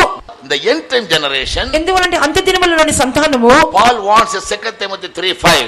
పౌలు 2 Timothy 3:5 హెచ్చరించుచున్నాడు. They will have only a form of godliness. వాళ్ళు పైకి భక్తి గల వారి వాళ్ళే కనబడుదురు. But they will never have the true virtue, అయితే or value, or power. నిజమైనటువంటి స్వభావము వారికి విలువయో శక్తియో వారిలో ఉండదు. They appear to be godly, but they are not godly in. వారు పైకి దైవభక్తి పరులమైన కనబడతారు కానీ అంతరంగంలో They appear to be saints, but they are not really saints. బయటికి పరిశుద్ధుల వలె ఉంటారు, నిజమైన పరిశుద్ధులు కాదు. You cannot even dream about going to New Jerusalem or Zion. కనీసం నూతనేశ్వరకు సియోనుకు వెళ్ళడానికి కలలో కూడా మీరు చూడలేరు. In fact, there is no place called New Jerusalem or Zion. ఒకవేళ నూతనేశ్వరం సియోను అనే స్థలమే లేకపోతే, Yes. Now only we are going to form that New Jerusalem and Zion. మనమే వెళ్ళి నూతనేశ్వరం సియోనుగా మనం రూపొందించబడుతున్నాము. That is a truth. అది నిజము. When the Lord shall build up Zion, He'll appear in His glory. యెహోవా సియోను కట్టి ఆయన మహిమలో ప్రత్యక్షమగుదుడు. Yes. Zion is built with character. సియోను అనగా స్వభావంతో కట్టబడినది. Can a building can have character? ఈ కట్టడానికి ఏమైనా స్వభావం ఉంటుందా? Tell me what is the character of your dad? మీ తండ్రి స్వభావం ఏంటో చెప్పండి. Prem. Tell me what is the character of your house? మీకు ఇంటి స్వభావం ఏంటో చెప్పండి. No character. దానికే స్వభావం లేదు. John saw them as a type. యోహాను వారందరినీ కూడా ఒక సాదృశ్య రూపంలో చూస్తున్నా. Because church is compared to a building. ఎందుకంటే సంఘం అనేది కట్టడం లాగా పోల్చబడినది. Church is compared to a city. సంఘం ఒక పట్టణంతో పోల్చబడింది. Church is compared to a woman. సంఘం ఒక స్త్రీతో పోల్చబడింది. So how can all these things put together? మరి ఎన్ని కలిపి ఎలా కనబడతాయి? It's all only symbols. ఇవన్నీ కూడా సాదృశ్య రూపకములు. What is the church? సంఘం అంటే ఏంటి? What is church? సంఘము అనగా ఏమి? A group of called out people. పిలువబడినటువంటి ఒక గుంపు జనాంగము. And when Jesus comes, యేసు వచ్చినప్పుడు He will go, other things will be left behind. మీరు వెళ్ళుదురు కానీ ఇవన్నీ కూడా విడవబడును. We are wasting our time. మన సమయాన్ని వ్యర్థం చేసుకుంటున్నాం. Solomon built a very beautiful temple in the world history no king has ever built. సొలొమోను ప్రపంచ చరిత్రలోనే ఏ రాజు కట్టినటువంటి బ్రహ్మాండమైన దేవాలయం కట్టి ఉన్నాడు. But they are broken into pieces. అయినప్పటికీ అది ముక్కలు ముక్కలు బద్దలైపోయింది. He lost his name in the list of the righteous people. నీతిమంతుల యొక్క పట్టికలోనే తన పేరునే పోగొట్టుకున్నాడు. So don't be crazy in doing buildings. అందువల్ల కట్టడాలు కట్టే విషయంలో పిచ్చి పట్టి చేయవద్దు. I was also doing it, but I never repented. ఒకనొక కాలం నేను చేస్తూ ఉండినాను కానీ మారుమనసు పొందాను. We must make convenience. I don't say no. మీరన్నీ అనుకూలంగా చేసుకోవచ్చు We కాదనట్లేదు. must maintain the building. మీకు కట్టడాన్ని మీరు కాపాడుకోవలెను. We need it for people to come and worship. జనులు వచ్చి ఆరాధించుకోవడం మన కట్టడంలో కావాలి. Don't go for a competition in building houses. కానీ బిల్డింగ్ కట్టే విషయంలో పోటీ పడి కట్టుకోవద్దు. You will lose everything. There's no benefit in it. కొన్ని క్షణాల్లో అంత నాశనం నాశనం అయిపోద్దు, ప్రయోజనం ఉండదు. Rather build up your character. మీ స్వభావాన్ని కట్టి లేపుకోండి. The workers, the faith house should build up Zion విశ్వాస గృహంలోని సేవకులు సియోను వలె కట్టబడవలెను. by living a life of being filled with divine love. దైవికమైన ప్రేమతో జీవితాన్ని కట్టుకొనుచు మేము పైకి వెళ్ళవలెను. Then only we are building Zion. అప్పుడే మన సియోను కట్టుదుము. So Jesus said when he built up Zion, he'll appear in his glory. అందువల్ల యేసు చెప్పుచున్నారు, నేను సియోను కట్టి నీ మహిమలో ప్రత్యక్షమగుదునని. That means అనగా only when our life is turned out to be a perfect Zion, Jesus will come to take us all away. మన జీవితం ఎప్పుడైతే పరిపూర్ణమైనటువంటి సియోనుగా కట్టబడనో అప్పుడు యేసు ప్రభు వచ్చి మనం తీసుకుని వెళ్ళుదురు. The 20th picture says as new heaven. 21వ పటంలో చూడండి, క్రొత్త ఆకాశము లేక నూతన ఆకాశం అని చెప్పుచున్నాడు. This new heaven God has prepared for the Old Testament saints. ఈ కొత్త ఆకాశముని దేవుడు పాత నిబంధన పరిశుద్ధులకు నియమించి ఉన్నారు. About John the Baptist, Jesus said, బాప్తిస్మ ఇచ్చే యోహాను గురించి యేసు చెప్పుచున్నారు, among all those who were born of women, John the Baptist is the greatest. స్త్రీలు కనిన వారిలో బాప్తిస్మ ఇచ్చే యోహాను శ్రేష్ఠుడు. But the least in the kingdom of heaven is greater than John the Baptist. అయితే పరలోక రాజ్యంలో అల్పుడైన వాడు ఈ బాప్తిస్మ ఇచ్చే యోహాను కంటే గొప్పవాడు. John the Baptist cannot build up Zion. బాప్తిస్మ ఇచ్చే యోహాను సియోను కట్టలేదు, He can build up only new heaven. నూతన ఆకాశమునే కట్టగలుగును. 19th picture speaks about new earth. 19వ పటము చూడండి, క్రొత్త భూమి. This new earth is only for the saved people. ఈ క్రొత్త భూమి ఎవరికంటే రక్షణ పొందిన వారికే. One of the many factors who acknowledge Jesus. యేసు ప్రభుని అంగీకరించినటువంటి అనేక మందిలో చూచినప్పుడు, Malefactor. ఆ యొక్క సిలువపైన దొంగను చూసినప్పుడు, The thief. ఆ దొంగ Jesus said, today you will be with me in paradise. ఆ సిలువపైన దొంగతో యేసు చెప్పి ఉన్నారు, నేడు నీవు నాతో కూడా పరదైసులో ఉందువు. What is paradise? పరదైసు అనగానేమి? Temporary, తాత్కాలికమైన resting విశ్రాంతి తీసుకునే place ఒక స్థలము. of ఎవరికి? the departed saints. అది మృతి చెందిన పరిశుద్ధులకు. So when you die today, ఈ రోజున మరణిస్తే, if a righteous person, నువ్వు నీతిమంతుడవైతే the soul go to paradise and stay there. నీకు ఆత్మ పరదేశులకు వెళ్లి అక్కడ ఉండును. Only when Jesus comes, యేసు వచ్చినప్పుడు మాత్రమే the grace will open, your soul will come out. ఆ యొక్క సమాధులు తెరవబడను, నువ్వు పైకి లేచెదవు. Till then your soul will rest in paradise. అప్పటి వరకు కూడా నీ ఆత్మ పరదేశంలో విశ్రాంతి పొందును. Saint Paul is there. President Paul John is ఉన్నాడు, there. యోహాను ఉన్నాడు, James is there. యాకోబు ఉన్నాడు. Yes, except Jesus, all others are there only. యేసు ప్రభు తప్ప మిగిలినటువంటి పరిశుద్ధులకు ఆత్మలన్నీ అక్కడే ఉన్నాయి. Only Jesus went to the throne of the Father. యేసు ప్రభు మాత్రమే తండ్రి సింహాసనమునకు వెళ్లి ఉన్నారు. Revelation 3:21. ప్రకటన 3:21లో I overcame and have sat down in my Father's throne. నేను జయించిన తండ్రితో పాటు సింహాసనం మీద కూర్చుని ఉన్నాను. If you overcome, I'll bring you to this place. నువ్వు కూడా జయించినట్లయితే ఆ స్థలమునకు తీసుకుని వెళ్ళుదురు. So these are the eternal habitations. ఇవన్నీ నిత్య నివాసములు. Hallelujah. From today you are going to change your life. ఈ రోజు నుండి మీరు మీ జీవితాన్ని మార్చుకోబోతున్నారు. Yes, how? ఎలాగునా? You are going to build up New Jerusalem and మీరు సియోను నూతన యెరూషలేమును దేన్ని కట్టబోతున్నారు? your pastor may shout, "Well, sister, we are going to New Jerusalem and Zion." You say, "Fool, don't know what is in New Jerusalem?" సోదరుడా సోదరి, మనమంతా నూతన సియోనుకు వెళుతున్నామని చెప్పి ఎవరైనా చెప్పినట్లయితే బుద్ధిహీనుడా? అలాగునా?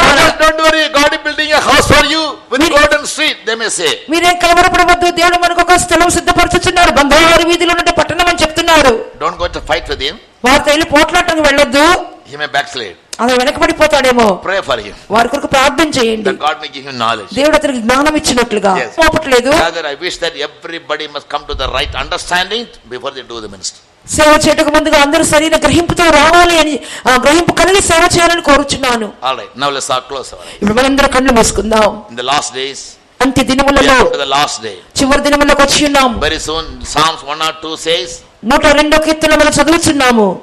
when the Lord shall build up Zion, he'll appear in his glory. యెహోవా సియోను కట్టి తన మహిమలో ప్రత్యక్షమగు. 102:16. ఏలయనగా యెహోవా సియోను కట్టి తన మహిమలో ప్రత్యక్షమగును. 102:16. 102:16. when the Lord shall build up Zion, he shall appear in his glory. ఏలయనగా యెహోవా సియోను కట్టి తన మహిమలో ప్రత్యక్షమగును. Then when your life is made perfect in all divine characteristics like Zion, you will become the dwelling place of God. ఎప్పుడైతే మీరు సియోను వలె మీ జీవితంలో సమస్తమైన దైవిక స్వభావాన్ని కట్టి లేపుకొనుచున్నారో అప్పుడే మీరే సియోనుగా మారుదురు. Therefore, John says in 21, అందువల్ల యోహాను ప్రకటన 21లో చెప్పుచున్నాడు, behold, ఇదిగో the tabernacle of God is with men. దేవుని యొక్క నివాసము మనుషుల మధ్య ఉన్నది. In 132, God dwells in Zion. 139వ కీర్తనలో చూసి ఉన్నాం, యెహోవా సియోనులో నివాసముగా చేయుచున్నాడు. Revelation 21. మరి ప్రకటన 21లో We read about New Earth, New Heaven and New Jerusalem. నూతన ఆకాశము, నూతన భూమి, నూతన యెరూషలేము గురించి వస్తున్నాము. We also read, behold, the tabernacle of God is with men. ఇదిగో దేవుని యొక్క గుడారము మనుషుల మధ్యలో ఉన్నది. God wants to make his eternal abode in our life. దేవుడు తనకు నిత్యమైన నివాసము మన జీవితంలోనే ఆయన చేయగోరుచున్నాడు. I must become Zion, I must build up Zion with divine character, నేను సియోనుగా మారాలి, దివ్య స్వభావంతో సియోను కట్టుకున్నవలెను. divine power దైవిక శక్తి and divine మరి ఇంకా దైవిక character, స్వభావము, power. శక్తి. Third one, మూడోదేంటి? దైవిక wisdom. జ్ఞానము. This is the dimension of God. ఇదే దేవుని యొక్క పరిణామములు. Everybody need to make a decision. అందరూ కూడా మోకరించి తీర్మానం చేసుకుందాం. God, we thank you for all these lessons. దేవా, ఈ పాఠములన్నిటి కొరకై మీకు కృతజ్ఞతలు.